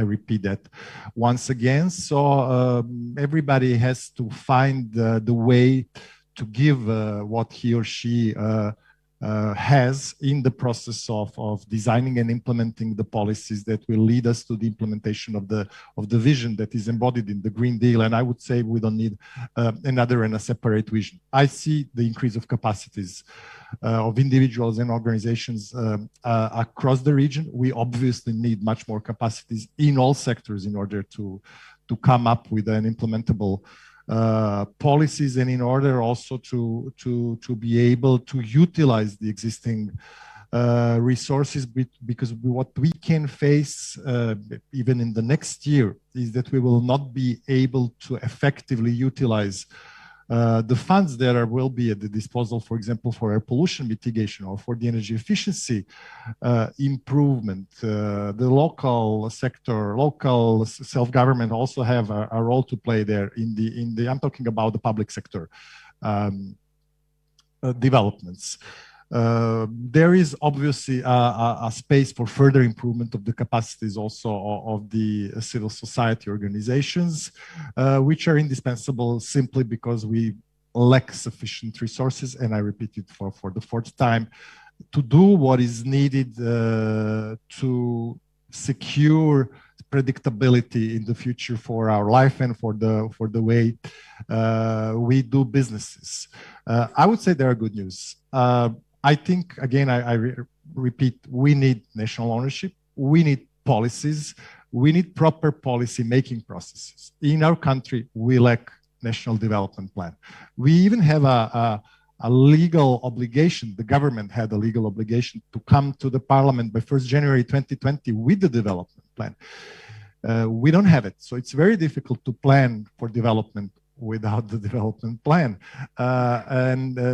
I think this is really important because without this framework, we cannot make sufficiently informed trade-offs. And we will need to make trade-offs in order to undergo the transition that has been mentioned, in order to avoid that the businesses face obstacles when they reach the border with their goods, in order to anticipate this and in order to arrange for the transition.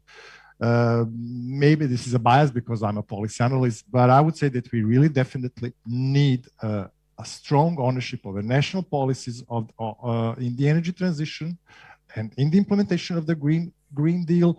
And this is absolutely impossible without the demand for such policies from the citizens. And I see a role for civil society organization in catalyzing such demand, in contributing to these policies with the co-creation, in inspiring, in assuring the quality of the activities implemented by other actors. And I think the next 2 or 3 years are really critical for us in order to avoid this perfect storm and to sail in better weather.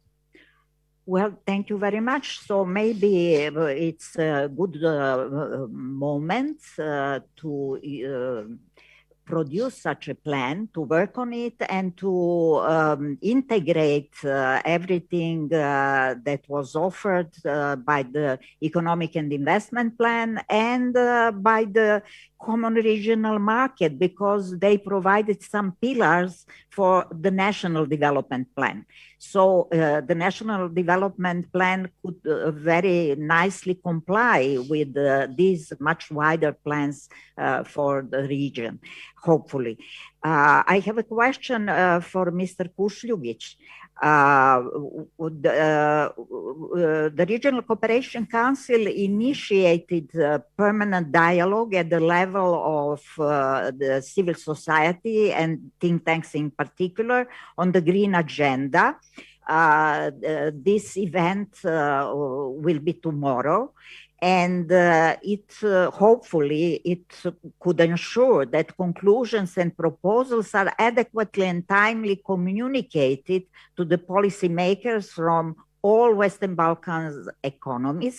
So in a way, this could become an institutionalization of the dialogue of civil society with decision makers in our region.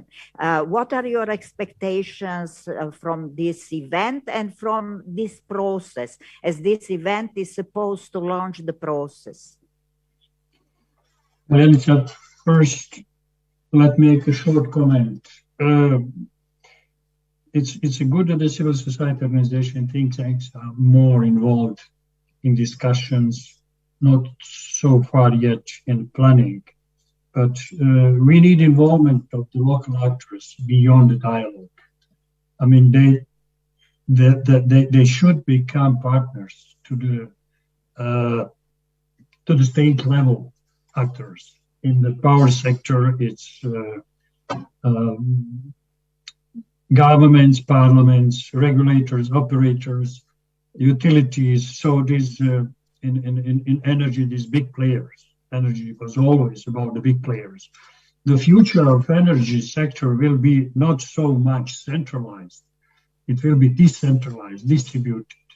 So the famous 4D of energy transition, decarbonization, decentralization, digitalization, and democratization, I think that should be the framework. And in that framework, it's obviously that local partners, and it's not only civil society organizations, think tanks, it's also the local governments, it's also small and medium-sized enterprises. I mean, they should become the partners. To begin with, they need a space. They need less obstacles. And I'll take an example. What is the pressing issue in the region? And on the 14th of July, we will know what's the carbon border adjustment mechanism, how it will impact whom? Governments, budgets, or small and medium-sized enterprises? Export-oriented small and medium-sized enterprises, they should be the leaders and the pillar of the post-COVID economic recovery in the region. So I would say more than dialogue. It's good that RCC as a coordinating institution on the international level is incorporating NGOs. This is not the first time. Energy community did the same, but energy community stopped as a dialogue. We need more. 15 years of existence of energy community could be summarized. Maybe not a failure, but not structural changes, not real change. So I'm advocating that bottom-up approach should be combined with the top-down approach, that let's say so far adversaries should become partners. And I would be very glad to see the projects between the projects which are involving these, let's say, different players of the society. Only with the involvement of the bottom-up approach, we will overcome the very important aspect which I have mentioned, the psychological aspect of complexity of energy transition. Thank you, Mirza. I have a question now for Mrs. Castrati. We had a period, as you mentioned.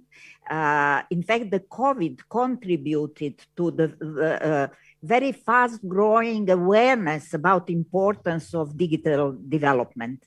And it was not only related to the citizens, but also to the administrations in our region, especially regarding the health system, vaccination, many other issues related to the pandemic, but also to the general communication.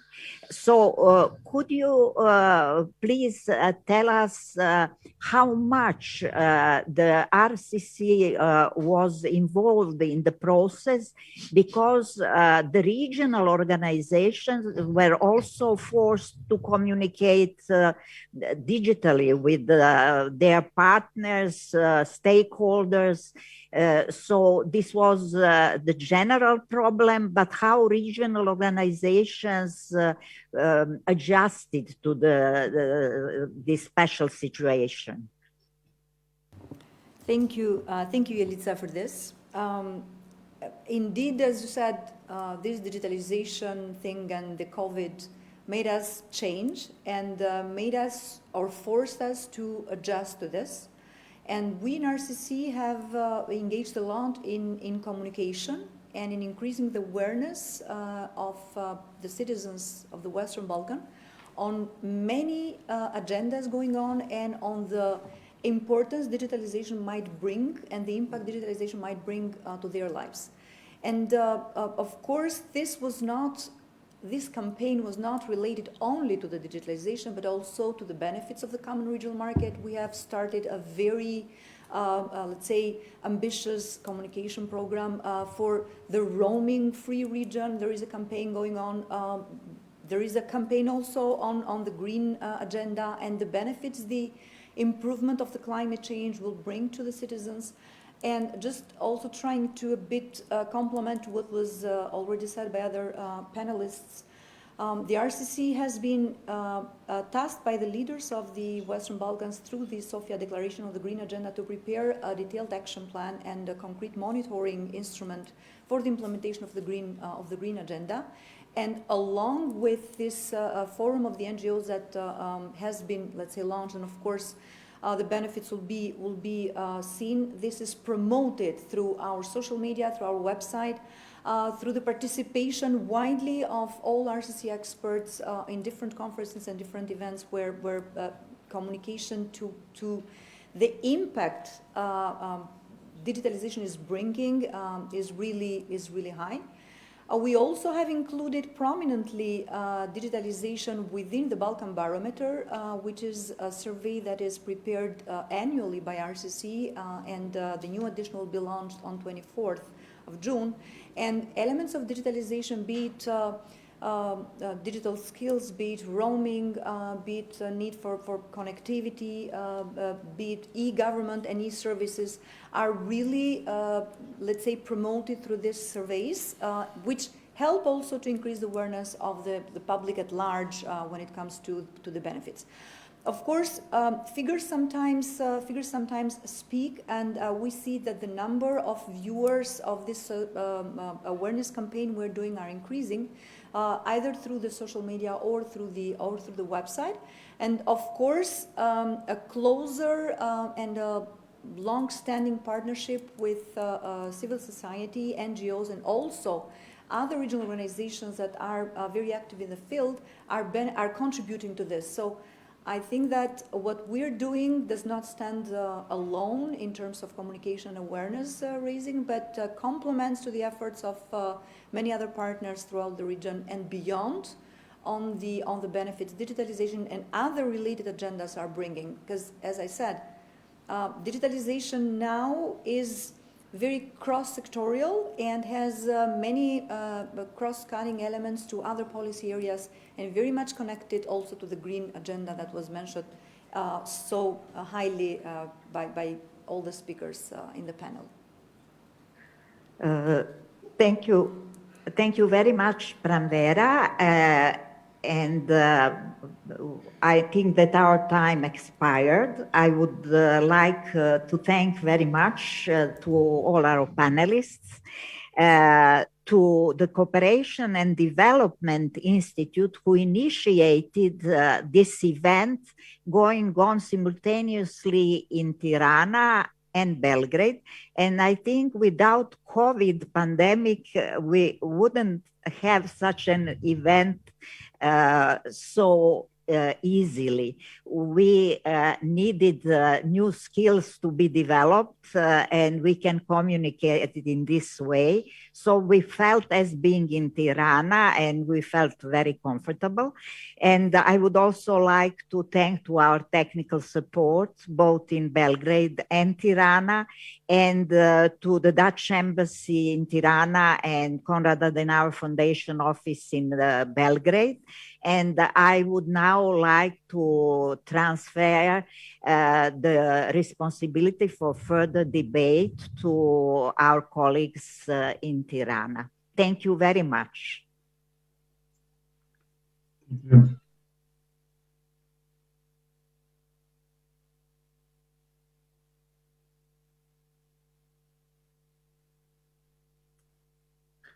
Thank you very much, Jelica Minic. Just copy.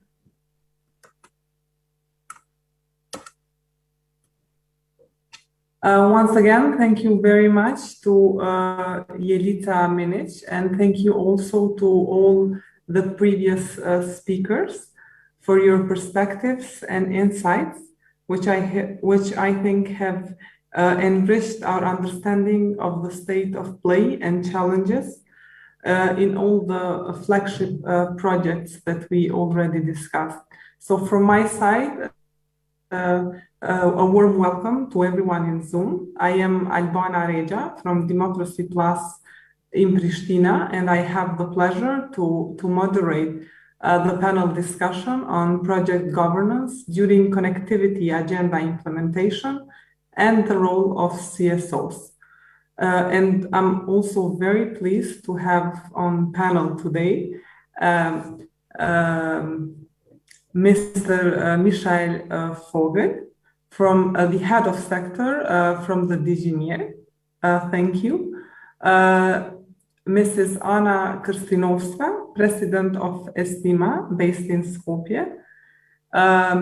Mr. Adrian Hatskaj, a coordinator of Tirana Connectivity Forum, based in Tirana, and Mr. Marko Sošić, researcher at Institute Alternativa, based in Montenegro. So before we start with our discussion in the panel, I would like to let you know that we will have a first round of questions. And each one, we would actually appreciate if each one uses up to 7 minutes to provide us with your opinions. And then a second round of questions, up to 3 minutes, so that then we pass on the floor to the audience for more questions and more discussion on the topic. So we would start, and the first panelist for today would be Mr. Michael Vogel. I hope that I'm pronouncing rightly your name and surname. So my question to you would be, with hindsight, what have been the main project governance issues identified during implementation? So the floor is yours. Thank you, Albana. Good afternoon to everybody, and hello from Brussels. A warm welcome from Brussels to the colleagues that are sitting in the studios in Tirana and in Belgrade, but also to the colleagues that sit all across and participants, the Western Balkans. It's a pleasure to be with you this afternoon by now. Thank you for the question, Albana. I have listened with great interest to the discussions this morning. And while I listened to the discussions, I have drafted a few points that correspond to your question. In short, I have drafted 4 points, and then I elaborate on these 4 points. So when it comes to your question, what are the main issues in project governance that we have identified? I'll give you four topics. First, governance doesn't take place in one, but in many fora. Second, governance is dynamic, and it needs to be dynamic, and I'll explain why. Third, governance needs to meet and match ambition.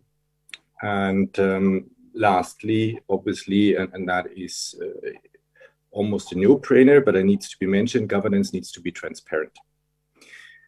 So let's look back at the connectivity agenda and my first point, that governance takes place not in one, but in many fora.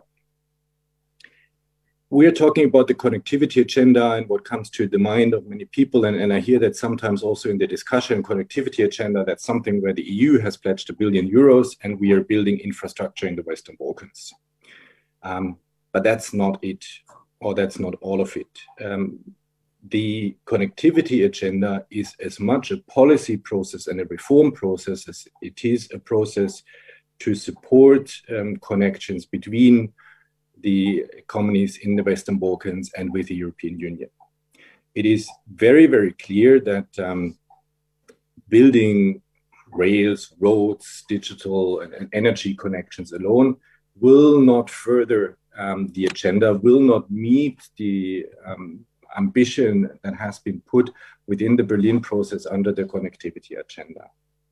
Consequently, also the governance takes place at several levels.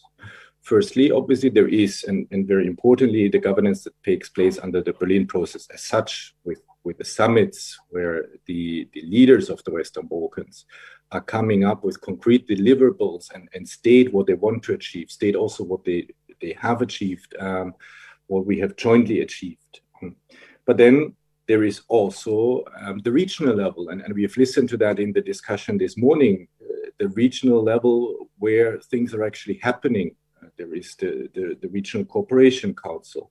We have the Transport Community Secretariat. We have the Energy Community Secretariat. That's also where this process is happening. That's where actually the work is happening in order to prepare and advance mostly on the reform agendas. And we have listened this morning to the colleague from the Transport Community Secretariat, clearly saying, look, I mean, it's been very good to see the connectivity agenda, but when it comes to transport reforms, we haven't really moved as much on the transport reforms. So this is an important element of governance that also one needs to focus on. And thirdly, and importantly, obviously, there's the local level. There are the economies in the Western Balkans that are actually making happen the reforms that we are talking about, trying to find the best solutions to the questions that are posed and within the connectivity agenda. So this is my first point. Governance does not take place in one, but in many fora. Second point, governance is a dynamic process. It's very clear that when we look at the discussion this morning, we are not looking at a static development. We are not looking at a connectivity agenda that was set up in 2015 or before and put higher on the agenda. But many things have happened throughout the process. And that's a good thing. But it's also showing the need to adapt to the situation.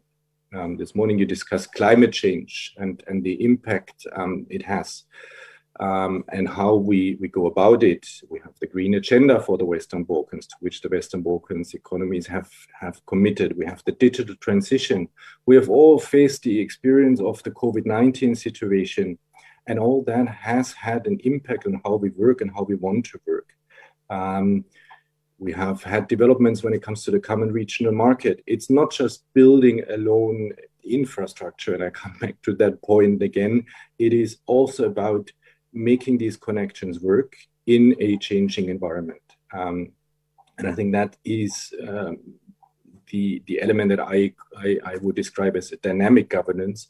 We need to make sure that we are taking these developments and these policy debates into account in the way also we are implementing the connectivity agenda on the reform side, but also on the side of actually the infrastructures, coming back to the infrastructures. When you build a road nowadays or a railway, you think immediately about digitalization. You think about other forms of energy, electric cars and the like. Do we need to build the roads in the same way as we have built them, perhaps even thought about building them 5 years ago? The railways, is there a shift? We talk about multimodal hubs that we need to take into consideration. So this is clearly showing the need for also taking that dynamic into the governance. Third point, governance needs to meet ambition. My colleague Ingvar Engström has outlined the economic and investment plan for the Western Balkans, which follows on the connectivity agenda, if you want, which is stepping up with higher gears. He mentioned certain amounts of money, but if you just think of that in terms of projects and don't match this with the clearly needed expertise in making decisions, in implementing, in sustaining the investments that you've foreseen, both in the public as well as in the private sector, it doesn't work. And that is one thing we have seen. There is clearly a need to provide the capacities, mostly, but not entirely only in the public administrations. We've had also a speaker this morning in the discussion saying that also civil society organizations need to match this environment that we are working in, need to build up their capacities. There is a lot of capacity available on the green agenda. Is it the same in the digital field? So these are questions that we also need to tackle.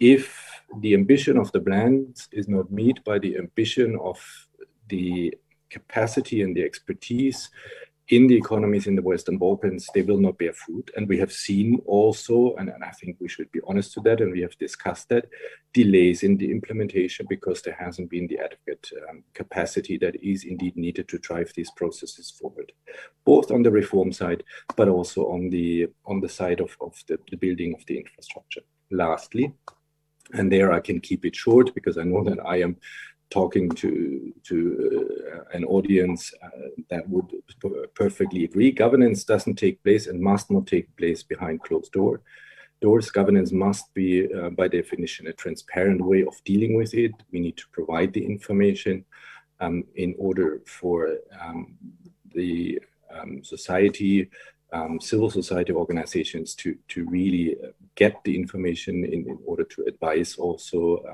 within the governance that I have mentioned, those that are taking decisions. And I think for that, we should strive constantly to improve the way we are dealing with it and with the governance and make it a transparent governance. And with that, I close and hand back to you, Albana. Thank you very much, Mr. Vogel, for providing us with a big picture and for basically going us through the 4 points or 4 issues of how you view governance. So I would just mention them. So governance through happening in many forums, as you say, governance as a dynamic process and a governance that needs to meet the ambitions. And the 4th dimension, governance that needs to be transparent and include other external viewpoints. Thank you very much once again. And now I pass the floor to Ms. Kirstinowska from Estima. So my question to you is, what are the main challenges facing Western Balkan governments in the connectivity agenda infrastructure project cycle? And can you provide us with some illustrations in this regard? So the floor is yours. Thank you very much, Albana. And I would first and foremost like to thank the organizers for actually shifting the focus and the attention to these issues that are very, very important at a time when we are starting to implement IPA 3 and also the economic and investment plan with all the flagship initiatives and projects. I would like to recall the year when all this started, actually in 2014, when we started to implement IPA 2 and when the idea about the Berlin process was launched, was actually a year when the government had to learn once again how to think about infrastructure and how to implement infrastructure. So that was the time when each country had to establish a coordinative body, for example, the National Investment Committee in North Macedonia, that will conduct the identification and selection of infrastructure projects. We had to develop single project pipelines in different sectors and at the national level, and also to establish sector working groups for the implementation of all these projects according to the IPA 2 rules. So we developed this sectorial approach, and we created working groups which work, among other things, on transport, environment, energy, etc. I think that some progress has been done since 2014, but we are still somehow at the beginning of the story, and we have a lot of learning to do, especially in using and perfectioning these tools so that they can really serve the purpose. At the same time, we are still facing many issues in terms of project cycle management and in terms of governance. And especially in terms of governance, I think that it is very important to pinpoint that these issues are actually a spillover from the general governance issues that all the countries in the region are facing. So we are talking here about rule of law, the inspection services and the judiciary. We are talking about the fight against corruption, institutional capacities, the good governance in terms of public finance management, public procurements, or spending the public money in general. And if we take a look at all these, and this is a message that I would like to send, we are not talking simply about infrastructure. So we are not talking simply about chapters 14, 15, 21, 27 in the accession process. We are talking about the fundamentals. So these issues are not only related to infrastructure, but they are related to the very functioning of our societies, and they are a precondition to actually speed up our EU accession process. However, when we are talking about infrastructure, these issues become somehow more serious and are somehow reinforced. Why? And I have here several reasons.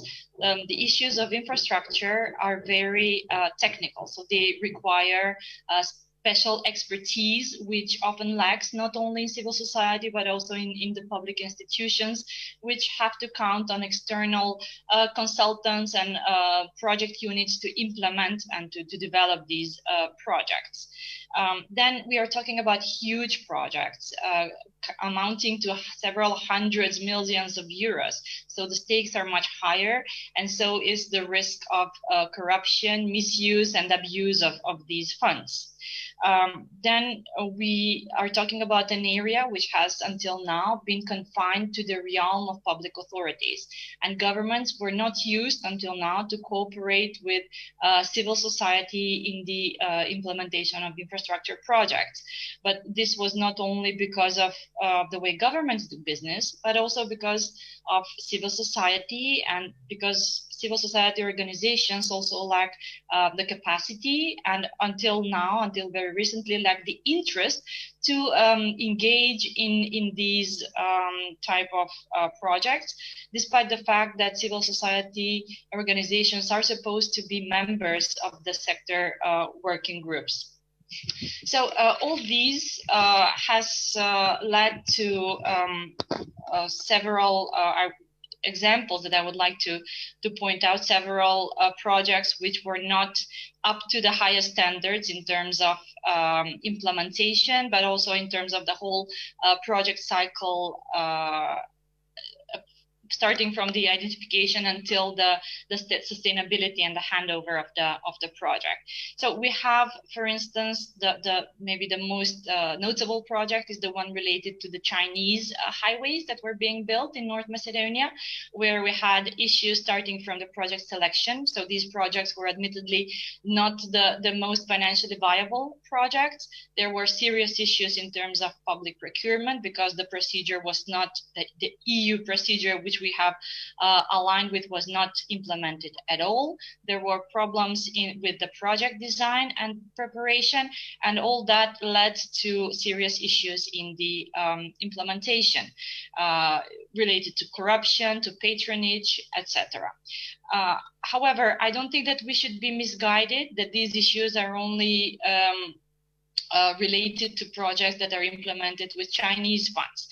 We had, for example, the case of the highways built by a Greek company, where we had allegations of money laundering, and also the tendering procedure, although it was supposed to be according to all the rules, was allegedly flawed. It was modified, and there were a number of factors which actually helped the Greek company to obtain this bid, despite the fact that there were other companies with more favorable offers. Then we have, for example, the case of the connectivity with Albania, and that is something which is forthcoming, I think. With Albania, we are supposed to build a highway, a railway, gas and electricity interconnectors. And apparently the government started working on all the fronts, and all these projects are at different stages of development. And now, because this is a region which is natural and cultural heritage protected by UNESCO, UNESCO has raised an alarm that we cannot continue building all these projects the way the government initially planned to. So we will need to make serious modifications to the project design. And just to give you one example, in the case of the railway, we already have the project prepared. It cost 7.7 million euros EU money. And now we will probably need to adapt and develop a new project, which is supposed to cost at least that much. And in terms of the final stages of the project cycle, even once we build infrastructure, for example, wastewater treatment plants or railways, they are often not put to use or not used to their maximum capacity. And we have had such cases in North Macedonia, and I'm sure that if you look around, you will also spot some similar cases of infrastructure projects which have been built, but then there are problems with their operation and with their putting into function. So to sum up, I think that going back to what Mr. Vogela said, there are very limited information about all these projects. There are limited analysis why some of these issues are occurring, and this is one area where we as civil society have a role to dig in deeper, despite the lack of transparency. And we need to question why this is happening, why in the end our citizens are paying extra, so there are cost efficiency issues, why no one takes any responsibility for these issues. So this is a question of accountability. And finally, we need to adopt this mindset of improvement based on all the previous analysis, and actually come up with solutions which will help national governments obtain the best results out of the infrastructure projects. I will stop here, and apologies for overstepping 1 or 2 minutes of my time.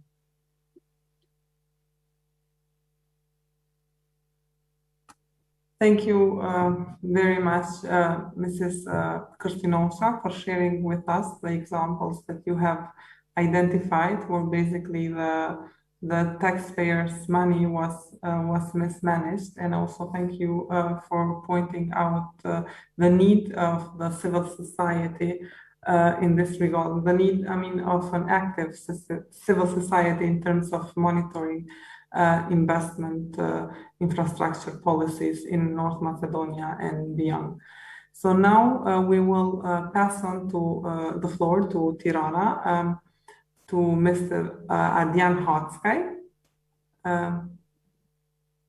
I don't see the camera. Okay, so now it's fine. So my question to you, Mr. Hotsky, is that Albania has been trailblazer in using public-private partnerships to finance infrastructure. So what would be your assessment in this regard? So the floor is yours.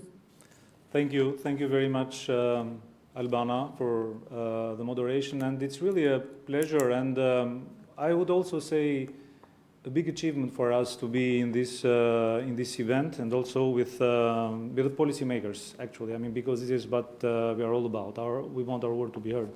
And thank you very much for asking this question, because here I want to bring an element, I want to illustrate with an element to see how the financing of infrastructure projects may escape somehow the conditionality or the accountability mechanisms that are in place as per the EU rules and norms in the Western Balkan 6. So basically, even if no rule or no law has been broken through the financing with the public-private partnerships, however, there are some gray areas which we believe we have investigated and we believe that needs to be taken into account and improved. But just to give you an idea about the size of this phenomena in Albania, according to our colleagues of Open Data here, which is a not-for-profit organization, it's a civil society organization which works for transparency, from 2018 to 2023, Albanian government will pay 622 million euros for in dues to actors that have signed contracts in public-private partnerships. Not all of them will be in infrastructure or in connectivity agenda projects. However, this gives us an idea of the size or of the fiscal implications that this mode of financing has for the Albanian economy. So, have they broken any rules? Absolutely not. I mean, they are all under the 5% rule of the fiscal ceiling. I mean, in 2023, they go up to 355 of the public deficit, and they also respect the national procurement rules. So basically, they are perfectly legit. But, and there's a big but, what has happened? I mean, we have identified some, let's say, side effects that can have a direct impact on the way the infrastructure is built, on the cost of this infrastructure, on the efficiency of the projects, on the relation with our partners of the European Union and with WBIF. For example, shifting from WBIF financed segments to public-private partnership ones, because there have been cases when one segment has been in the work plan of WBIF, and afterwards the government has decided to leave aside the WBIF support scenario and go into public-private partnerships. But this shift has speeded up the process, the contracting process. However, it has resulted in higher costs for the same segment, and those costs have been up to 30 to 40% higher. So basically a segment that was initially planned with a bill of quantities by WBIF with a certain amount has had a sensible increase in the cost per unit once it has been finished by public-private partnership. And these are segments that are in the Adriatic-Ionian corridor. The second side effect has been the withdrawal of the grant component by the WBIF. Basically, WBIF has said, okay, now you want to finance it through your own rules. We had foreseen a certain grant for this segment. We are not willing anymore to provide this amount of money for free, so to say, and they have withdrawn it, which is, I would say, a loss for the Albanian taxpayers' money. And it has to do with the Leja roundabout, Leja bypass, this exact sample. The third component is what we can call a crowding out of the fiscal space. Because by engaging that big amount of money through payments to the public-private partnerships, even if they do not count in the total amount of the public debt, they nevertheless, they diminish, they eat into the payment facility, payment space that the state, that the Albanian state, in this case, the Albanian government, has to engage in new projects. And this impacts directly the connectivity agenda projects, for example, which are, or which may be in the economic and investment plan, 10 flagship projects, or other EPA.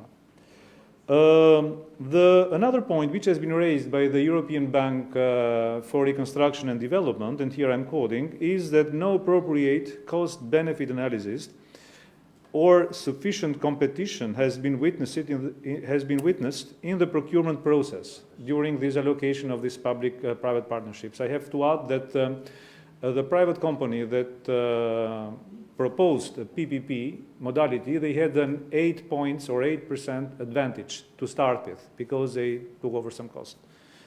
So anyway, EBRD says that there was no probable cost-benefit analysis, and here it cross-cutting what Anna said, but Anna mentioned before. Neither sufficient competition to procurement, a general lack of data on the financial situation of selected providers. I mean, in one case, the selected provider didn't manage to raise the financial amount that he has pledged to carry on with his public-private scheme and withdrew from the project. So, and we also have an indirect increase of the public debt at the end of the day. So basically, this is all to say that while all this way of financing of infrastructure projects, some of them are part of the connectivity agenda corridors, is fully compliant with the law, there are those side effects which basically impact the governance of the overall infrastructure project cycle management. Faced with the criticism that came from civil society, we have been very vociferous in our reports about the public-private partnerships, in our monitoring reports of the connectivity agenda. Also having a very strong pressure from EBRD, European Bank for Investment, and also from the member states, and especially the EU, the government has estimated that the PPPs were not, let's say, very viable anymore. So they have stopped. Unsolicited proposals for PPPs, they have stopped. However, now we are witnessing a very interesting phenomena that I would like to just to mention a little bit here. Maybe you have noticed it in Brussels as well, Michael. We have seen the emergence of what I can call bilateral state-to-state large investment projects. So basically, our government is in bilateral talks with different partners. For example, the latest one is with Turkey. So there is an economic delegation that goes to Istanbul. They talk with Turkish politicians, ministers, and businessmen. And once they're back, a lot of new projects, many of them in infrastructure, are announced. So, but basically, we have no transparency on those. I see Albana, I have another 2 minutes, I think. It's okay, thank you. So, and this is another development, which is, I would say, quite interesting. So we shift from another, let's say, we solve an issue, we advance, we adapt, we move to another development. So, to conclude my opening statement, while the focus has been on procurement and on transparency requirements, as well as on the project maturity, basically, and this is thanks to the connectivity agenda at the end of the day, the phases of project identification, preparation, financing, operation, etc., handover, have received less attention. As Anna probably mentioned, they are in the realm of the government institution. So, but time is there, time is now to open it up to make it more transparent. We also, with the upcoming of the economic investment plan and of this huge budget or earmarked budget of 9 billion euros in grant and up to 20 million euros in loans, 29 billion euros, we need to rethink the EU conditionality and accountability mechanisms that are based on economy, that are based on the economic and reform programs. We need to mainstream accountability into the infrastructure projects. We need to adapt it, as it was mentioned on the need for the governance to adapt. And here, connectivity agenda can provide the best cases, or we can learn. There are plenty of lessons learned, and also the building blocks for what I would call a redefining conditionality and accountability. The government needs to open up. We need to skill up. We need to work in the region. We have started to do it as networks. We have, I mean, the connectivity agenda also, by building this kind of new partnership, can also deal with this conundrum or catch-22 of how to deal with captured institutions or captured state. And here I'm quoting the European Commission. And the third one is that the connectivity agenda, through this kind of events or this kind of partnerships, can support the EU values and the EU value holders in the region. And I will stop here. Thank you very much, Mr. Hotzai. Thank you also for pointing out and for illustrating the withdrawal of the EBRD from the project. And we also basically hope that this bad example will serve as an awakening signal for the policymakers in Albania, the region, and also the EU to work differently on these issues. So we will now pass on the floor to Mr. Marko Sosic from Montenegro, the Institute Alternativa. So, Mr. Sosic, my question to you would be, in your analysis, in your basically excellent analysis, we have all read it, of Bar and Belgrade highway. You mentioned, so I will cite one of the sentences from your analysis. Existing weaknesses in the planning and building of infrastructure projects in Montenegro, just one of the faces of systematic governance and accountability problems. It was embarked upon without detailed plans, proper analysis, and in spite of negative feasibility studies. So can you provide us with more details from this example that you have analyzed? And the floor is yours, Marko. Thanks, Albana. Hello, everyone.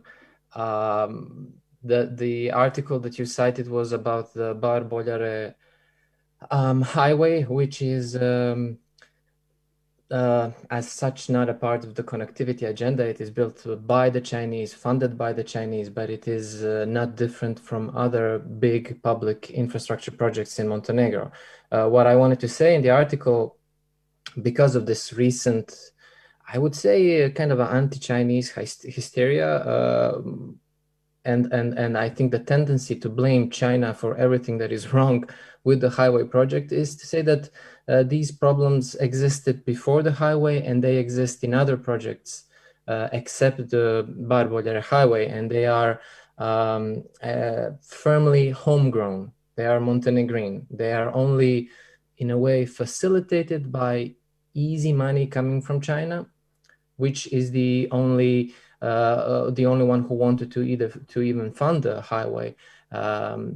So Montenegro has chronic problems in how it plans and conducts its public investments, even those that are much smaller in scope than the highway. And I am reminded of what Anna said before, that these problems are a reflection of much deeper good governance problems in the country. They are a reflection of problems in fundamentals, which are in a way an image of weak good governance in Montenegro. But public infrastructure projects are I would say, probably the weakest aspects of the public finance management system in Montenegro. There have been two separate PEFA World Bank assessments, which basically say that planning and analysis of project effects is done with no guidelines. There's no external review. Quality assessments are confidential. There's lack of transparency in project selection, in how the projects are so selected, prioritized, and very poor multi-annual costing of major projects. And we see it in the space around us. We see the projects that are started, but they move from year to year. We see them in our annual budgets, but we don't see a lot of progress in the space around us. State audit institution, the only institution in Montenegro with sufficient expertise, credibility, so the only domestic institution, also concluded that projects are selected without clear criteria, they are poorly prepared, and then they are plagued with problems in construction, which break deadlines, they go over budget, and then, which is, I think, the most underestimated aspect of the problem, they deliver, once they are finished, they deliver poor quality. Montenegro is here, I think, a little bit behind the countries in the region. Montenegro is the only country, according to what I have seen so far, where PIMA assessment of the IMF, so Public Investment Management Assessment, is still not done. not even one. I know that in other countries, follow-up analyses are being done. In Montenegro, we didn't have this primary one done, which is expected to be done this year, and it will give us a kind of a scanning of all the problems and a roadmap for the authorities to kind of go into the reform process and try to change this situation right now. The EU has been trying to entice Montenegro to kind of conduct important public infrastructure development reforms, offering financial aid as a carrot, but the government has been, at least the previous government, has been very successful in kind of staging reforms, adopting everything that is easy, the action plan, strategy, new laws, but then when it comes to implementation, which is an old story, almost nothing happens.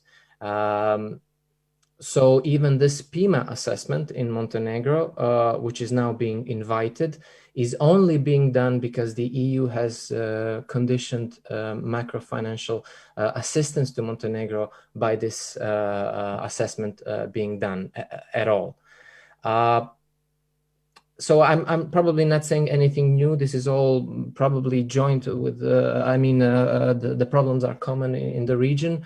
But I would say that this public infrastructure component is kind of very important, both because of the amount of money which is being siphoned into these projects, but also because this is the only visible part of the budget, I would say, the only thing that we see around us. And when it doesn't deliver, it's kind of the most obvious problem.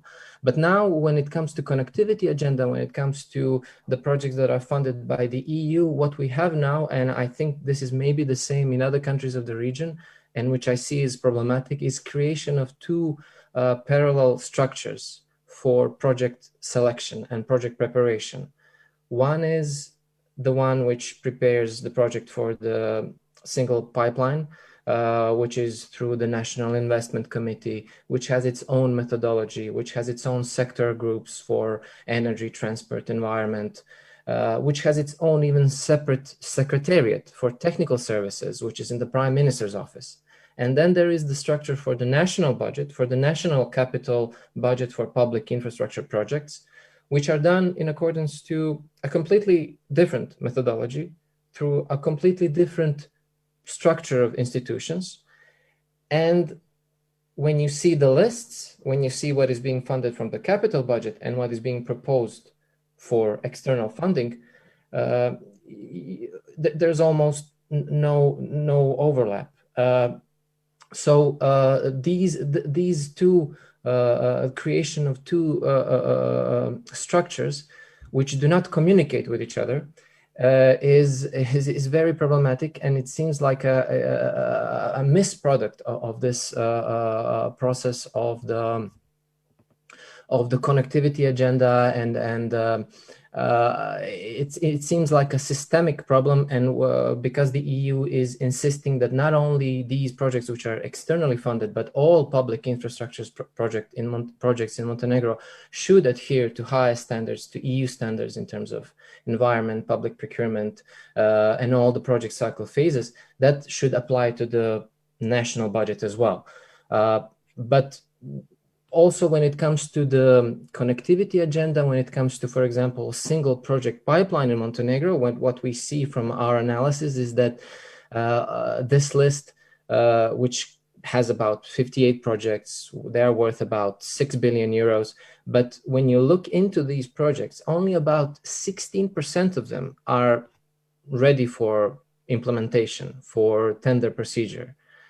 So these only 16% of projects and their subsections are those that are with all the legal issues solved, property issues solved, spatial planning documentation resolved, permits and disputes are not pending.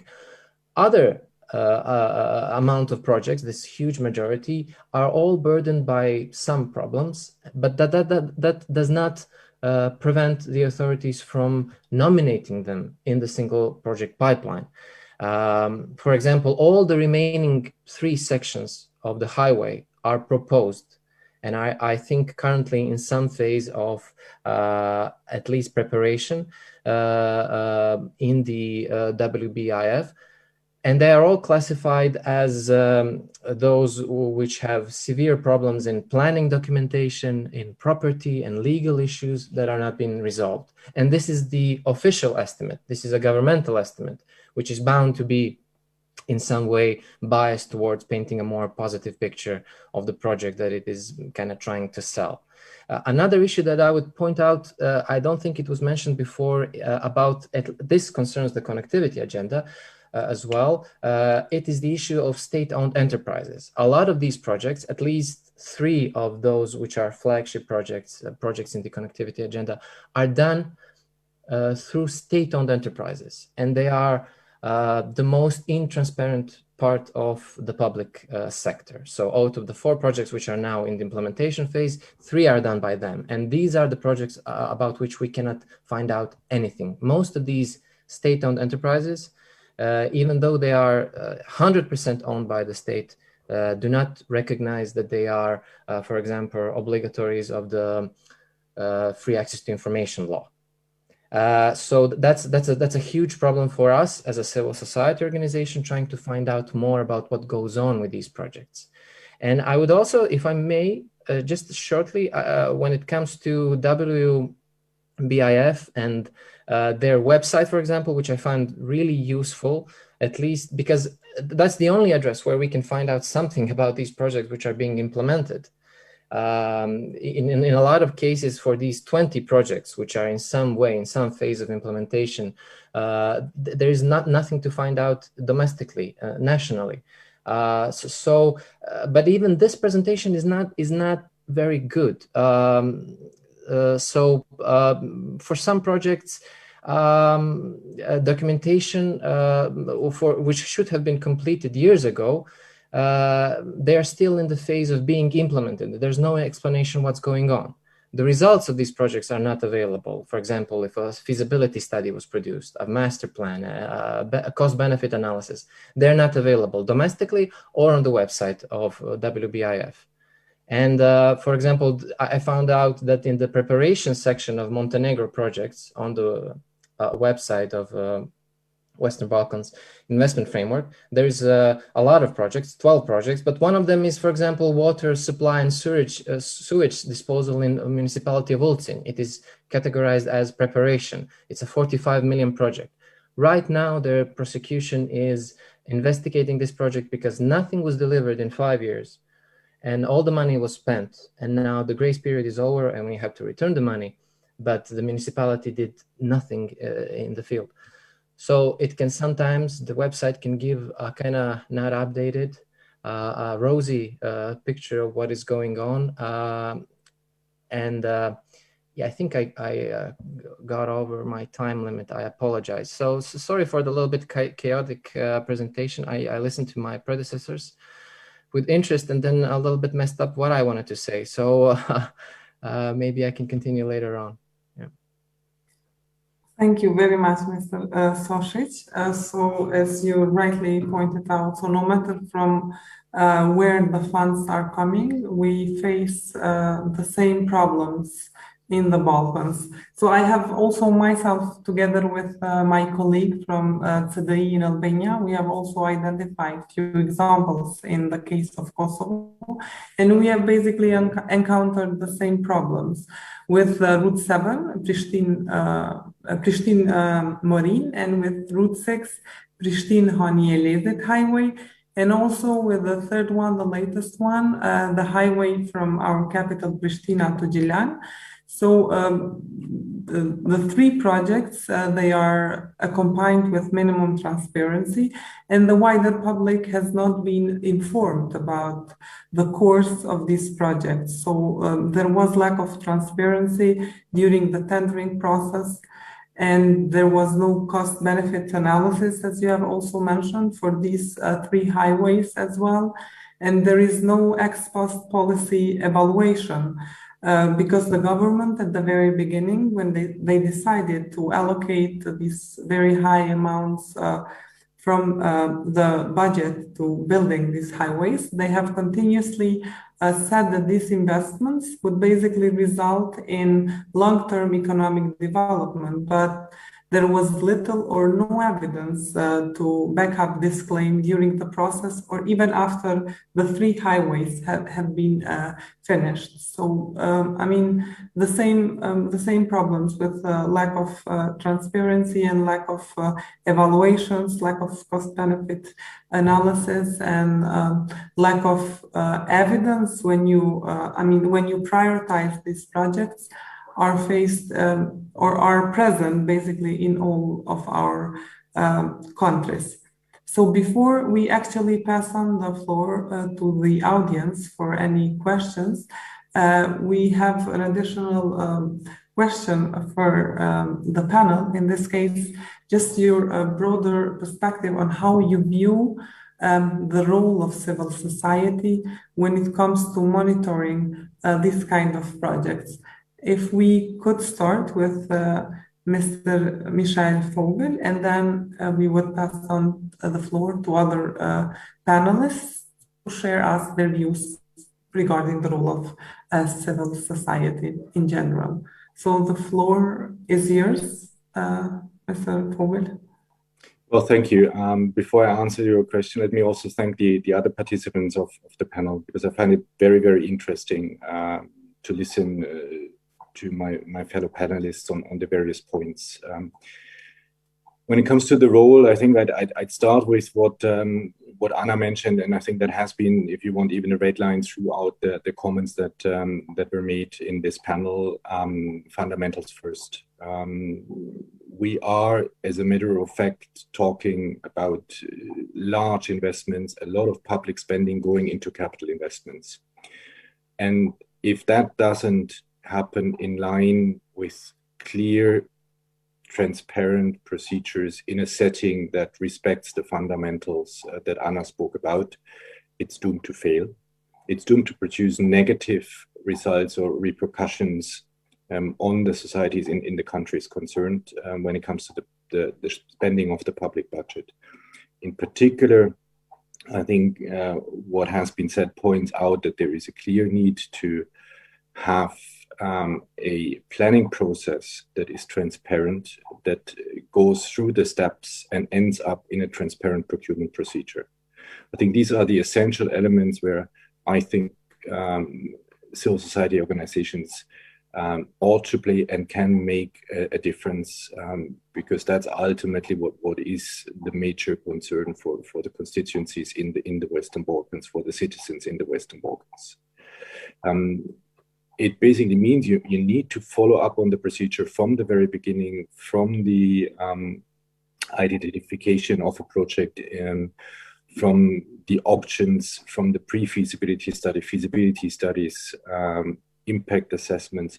I think that's where I see a clear role for civil society organizations and added value. But then also go throughout, as Marco has done it, and ask the question once decisions have been taken, why has something not happened? And Marco, when you look at our website, thanks for your comment.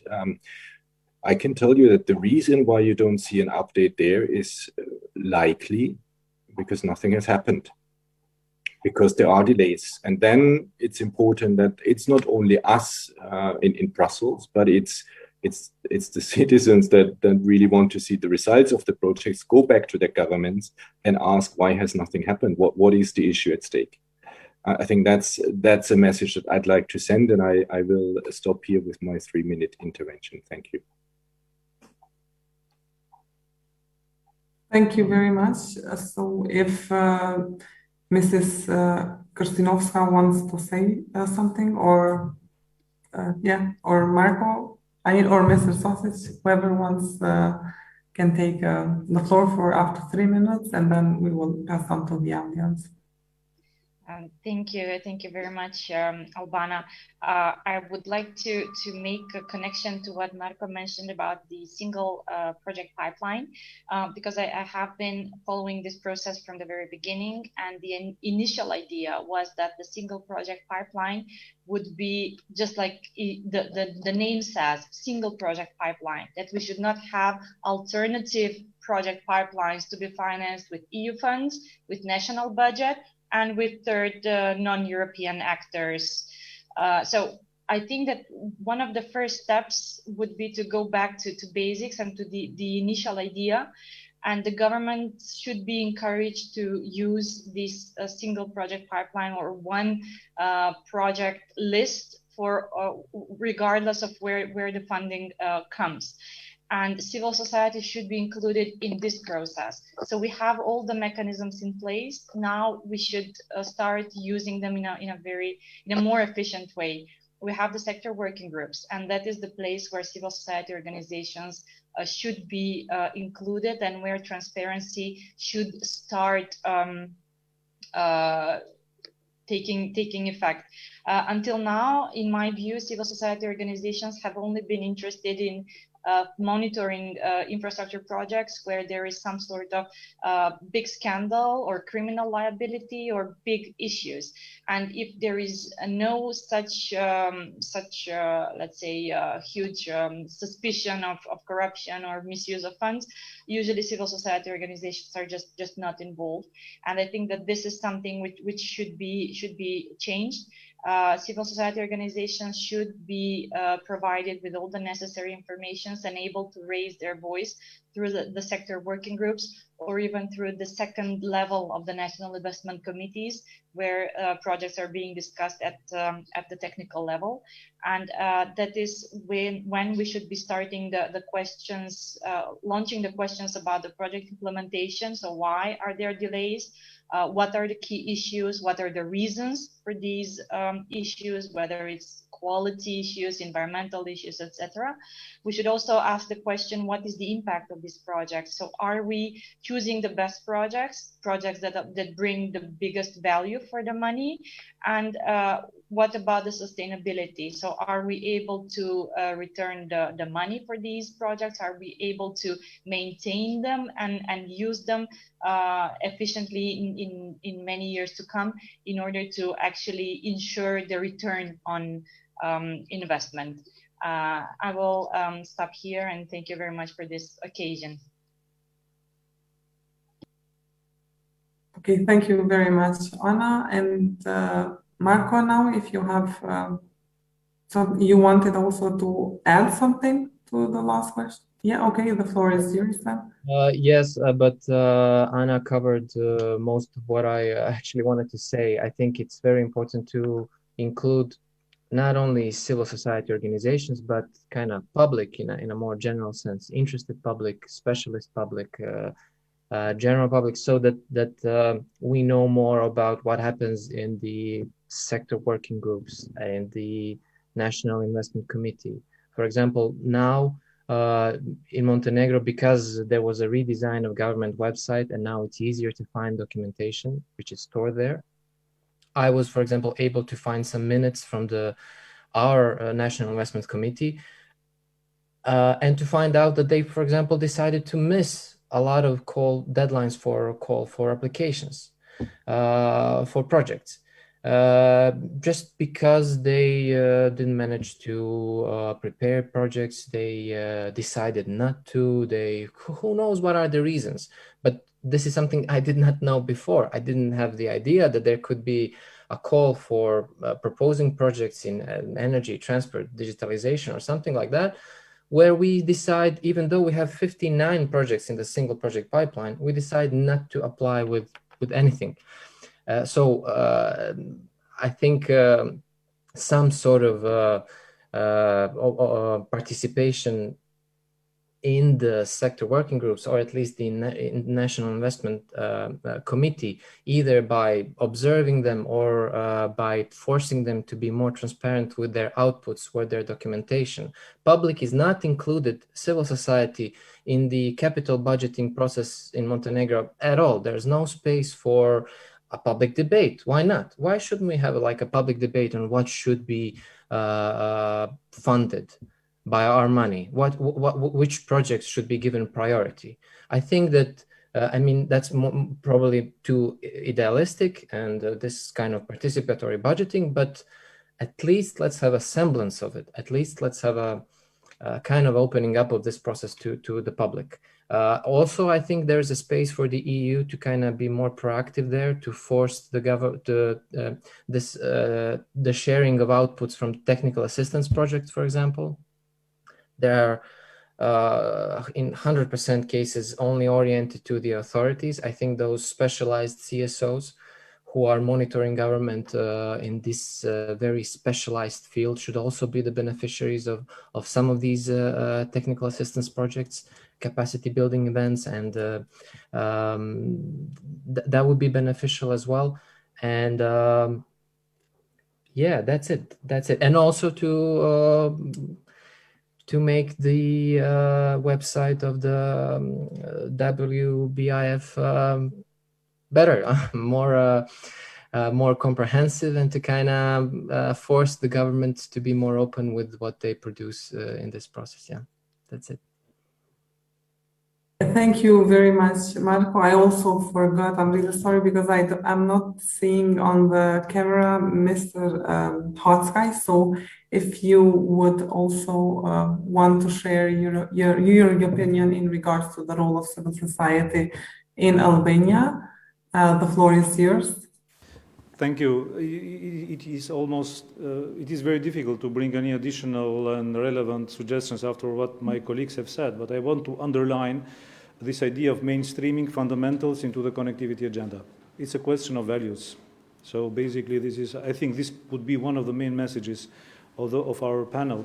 And about the suggestion, I absolutely subscribe to a better access to the technical assistance documents, because, I mean, they are public property.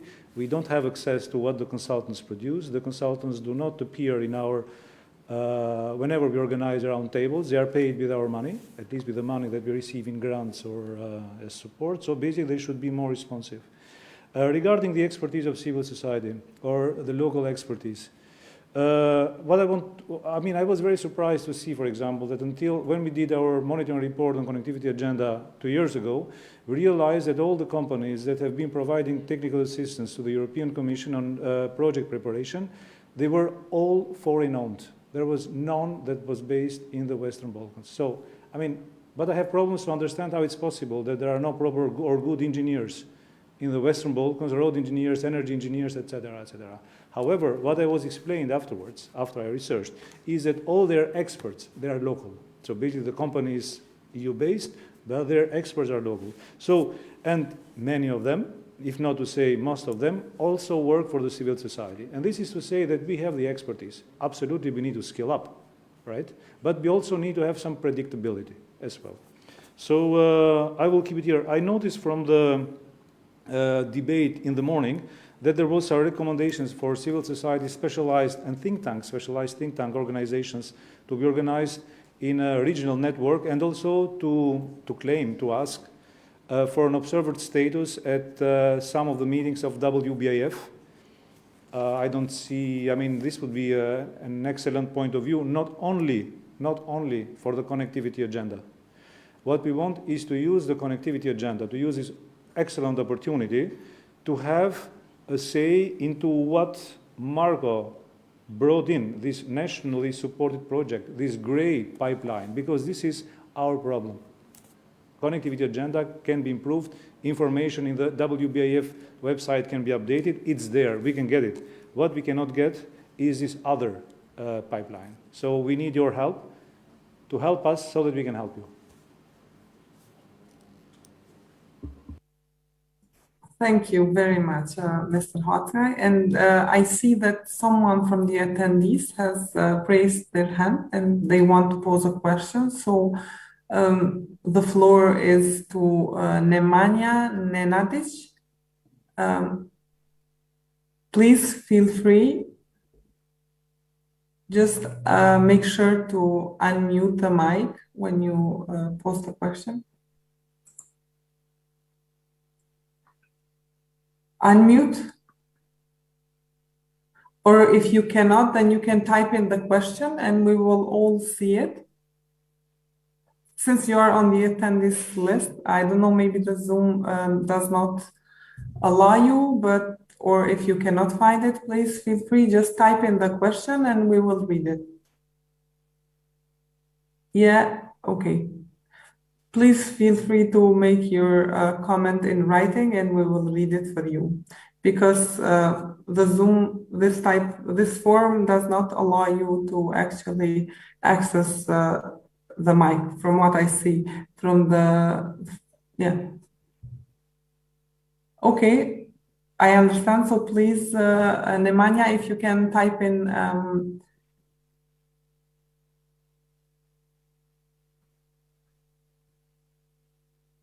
okay, we will have actually maybe, I don't know, to wait until Ms. Nemanja types in the question and someone from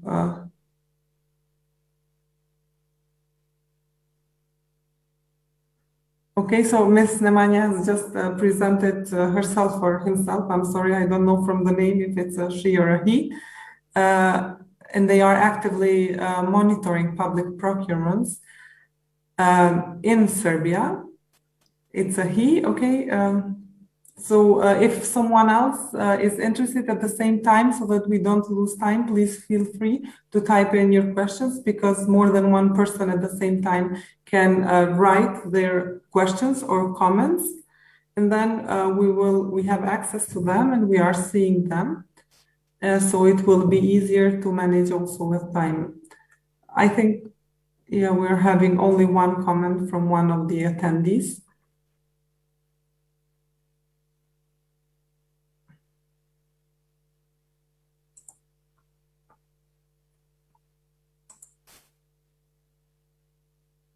You can also, okay.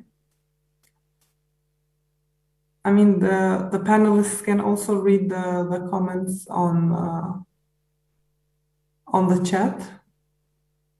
So Transparency Serbia is an organization where he works, and they are actively, so I'm reading this also for other attendees because they don't have access to the chat where the attendee is writing. And they continuously monitor public procurements in Serbia. So we monitor it on general basis and also concrete projects in Serbia. And the main problem is the fact that major infrastructure projects are organized through state-to-state agreements and special laws for one project only. And there is a problem to obtain also information about the implementation of contracts. And then the attendee is providing us with 2 links, but I don't think that we will have the time to open and read these links. But from what I read from the comments, okay, he's providing some of the recent publications for those who are interested. But I think the same problems are also encountered in Serbia. So there is these projects that are organized through state to state and special laws for one project only. I don't know if someone from the panel has any comments on the comments that Nemanja is providing. If there are, yeah, I see that Mr. Hotzai wants to say something. The floor is yours, please. Just 2 words. I'd really like to commend Transparency International Serbia for their excellent report on the public procurement. It's fantastic. They have made a very good case of these special laws that were passed, I think, in January, and they serve to contract some huge amounts between the Serbian government and also third parties. I'm not going into who the third parties were, but I think that this is another illustration of how, all by being completely legal in the infrastructure, we enter into some gray areas when it comes to specific effects or specific components of the project cycle management. However, it's an excellent report. Okay, thank you very much. I think with this comment, we have come to the end of our panel discussion. And once again, I want to thank you very much, the panelists, the attendees, and of course, the organizers, and also those who supported this event. Thus, for final remarks, not only of this panel, but of the entire event, I will pass on the floor to Mr. Ardian Hotzai, and thank you once again. So Ardian, the floor is yours for concluding remarks of the event. Thank you. Thank you, Albana. Thank you to everybody. Thank you, Michael, for being regularly with us those last days. It's a pleasure, and we really appreciate your engagement. We can say it. We were not used to this kind of transparency and commitment. Thank you very much, and see you soon, hopefully. My pleasure, and I've carefully listened to you and Marco and your pleas for more transparency. I've mentioned more transparency in my first intervention, and obviously I'm fully conscious of the fact that we should adhere to the same. So let's see what we can do to improve our website. Thanks for your comments. Thank you. I am proud and happy and honored to make the concluding remarks of this of this novity. I mean, this new thing that we have been organizing between Belgrade and Tirana. As Jelica said, it's because of the pandemic, but we did a good thing out of a problem. I will not take too much of your time. I would like me and my colleagues, we have been taking notes of everything that has happened. The event is registered. We will come up with a report. However, I would like to mention some of the main messages that we think are relevant at this moment. However, everything is relevant, and we have plenty of papers to prove it. The first of all, I will mention what the Dutch ambassador in Albania said about the role of the CSOs and how they can contribute to integration. Basically, we are not only watchdogs, right? We are also owners. Integration is ours. Our infrastructure projects are for our use. The money that we finance them is our own money, taxpayers' money. Also, she mentioned the implementation of the Economic and Investment Plan and the 10 flagships can be improved through the engagement of civil society organizations and think tanks. We can bring a local flavor, I'm quoting her. We can be even more than that. We can be the canary in the coal mine. We understand the local languages. We can read the minutes. I mean, we can do all this work that is difficult to be done from, I don't know, from Berlin, Brussels, Paris, or I don't know, from the capitals. And it is also in our interest. We have a stake. We live here, we will use this. We will not finish this assignment, and we will go. So we have a stake here. Norbert from Konrad Adenauer Stiftung, one of the long-term partners of Tirana Connectivity Forum and also the valuable supporter of this event, mentioned the message that civil society organizations are deconstructing European support for the integration in the Western Balkans. I believe this is what we call this top-up approach. Basically, it's better for the policymakers that are not in the Balkans to better understand what are our problematics. And here, connection with political stakeholders and policymakers is very important. Mr. Ingve Engström mentioned the importance of the Economic and Investment Plan as a recovery plan for the Balkans. However, we would go a little bit further. We would like to call them a development trajectory or a development model. We have been using for 30 years this model of,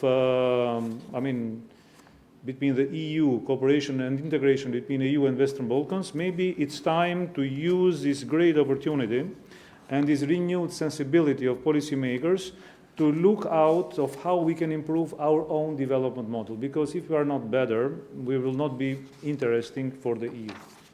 And we do it for ourselves first, as our Prime Minister in Albania says very often.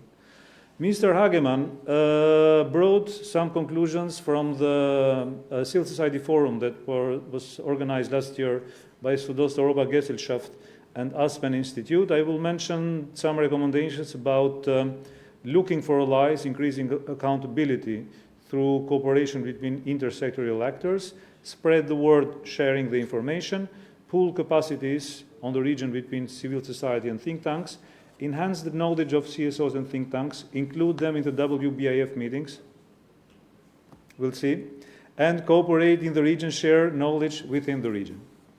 Ms. Castrati from RCC mentioned focus on the digital governance platform and their weak use, lack of internet connection and lack of digital infrastructure, as well as data protection. They are doing a fantastic job in RCC and they have been very good partners. Mirza mentioned, basically here, from now on, we start with some technical issues. And Mirza mentioned that some projects begin with no clear pathways. or the need for some countries to assess their readiness in the transition in the energy sector.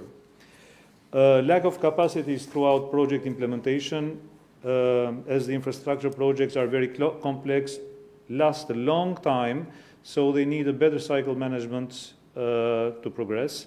And also, I mean, the ever-present, the better and more efficient procurement procedure. Here we pass at what Alex Matsura brought, this idea of how to transfer our messages into the policy-making process. Because only by listening to the citizen, we will assure the legitimacy of whatever infrastructure projects, connectivity agenda, or other agendas are being implemented. Basically, in his intervention, he mentioned legitimacy and ownership, and the need to bring, in this case, energy transition to the citizen. He also mentioned something that is very close to my heart, the absolute necessity to engage the hundreds of local experts and provide predictability and ownership to local actors in the Western Balkans.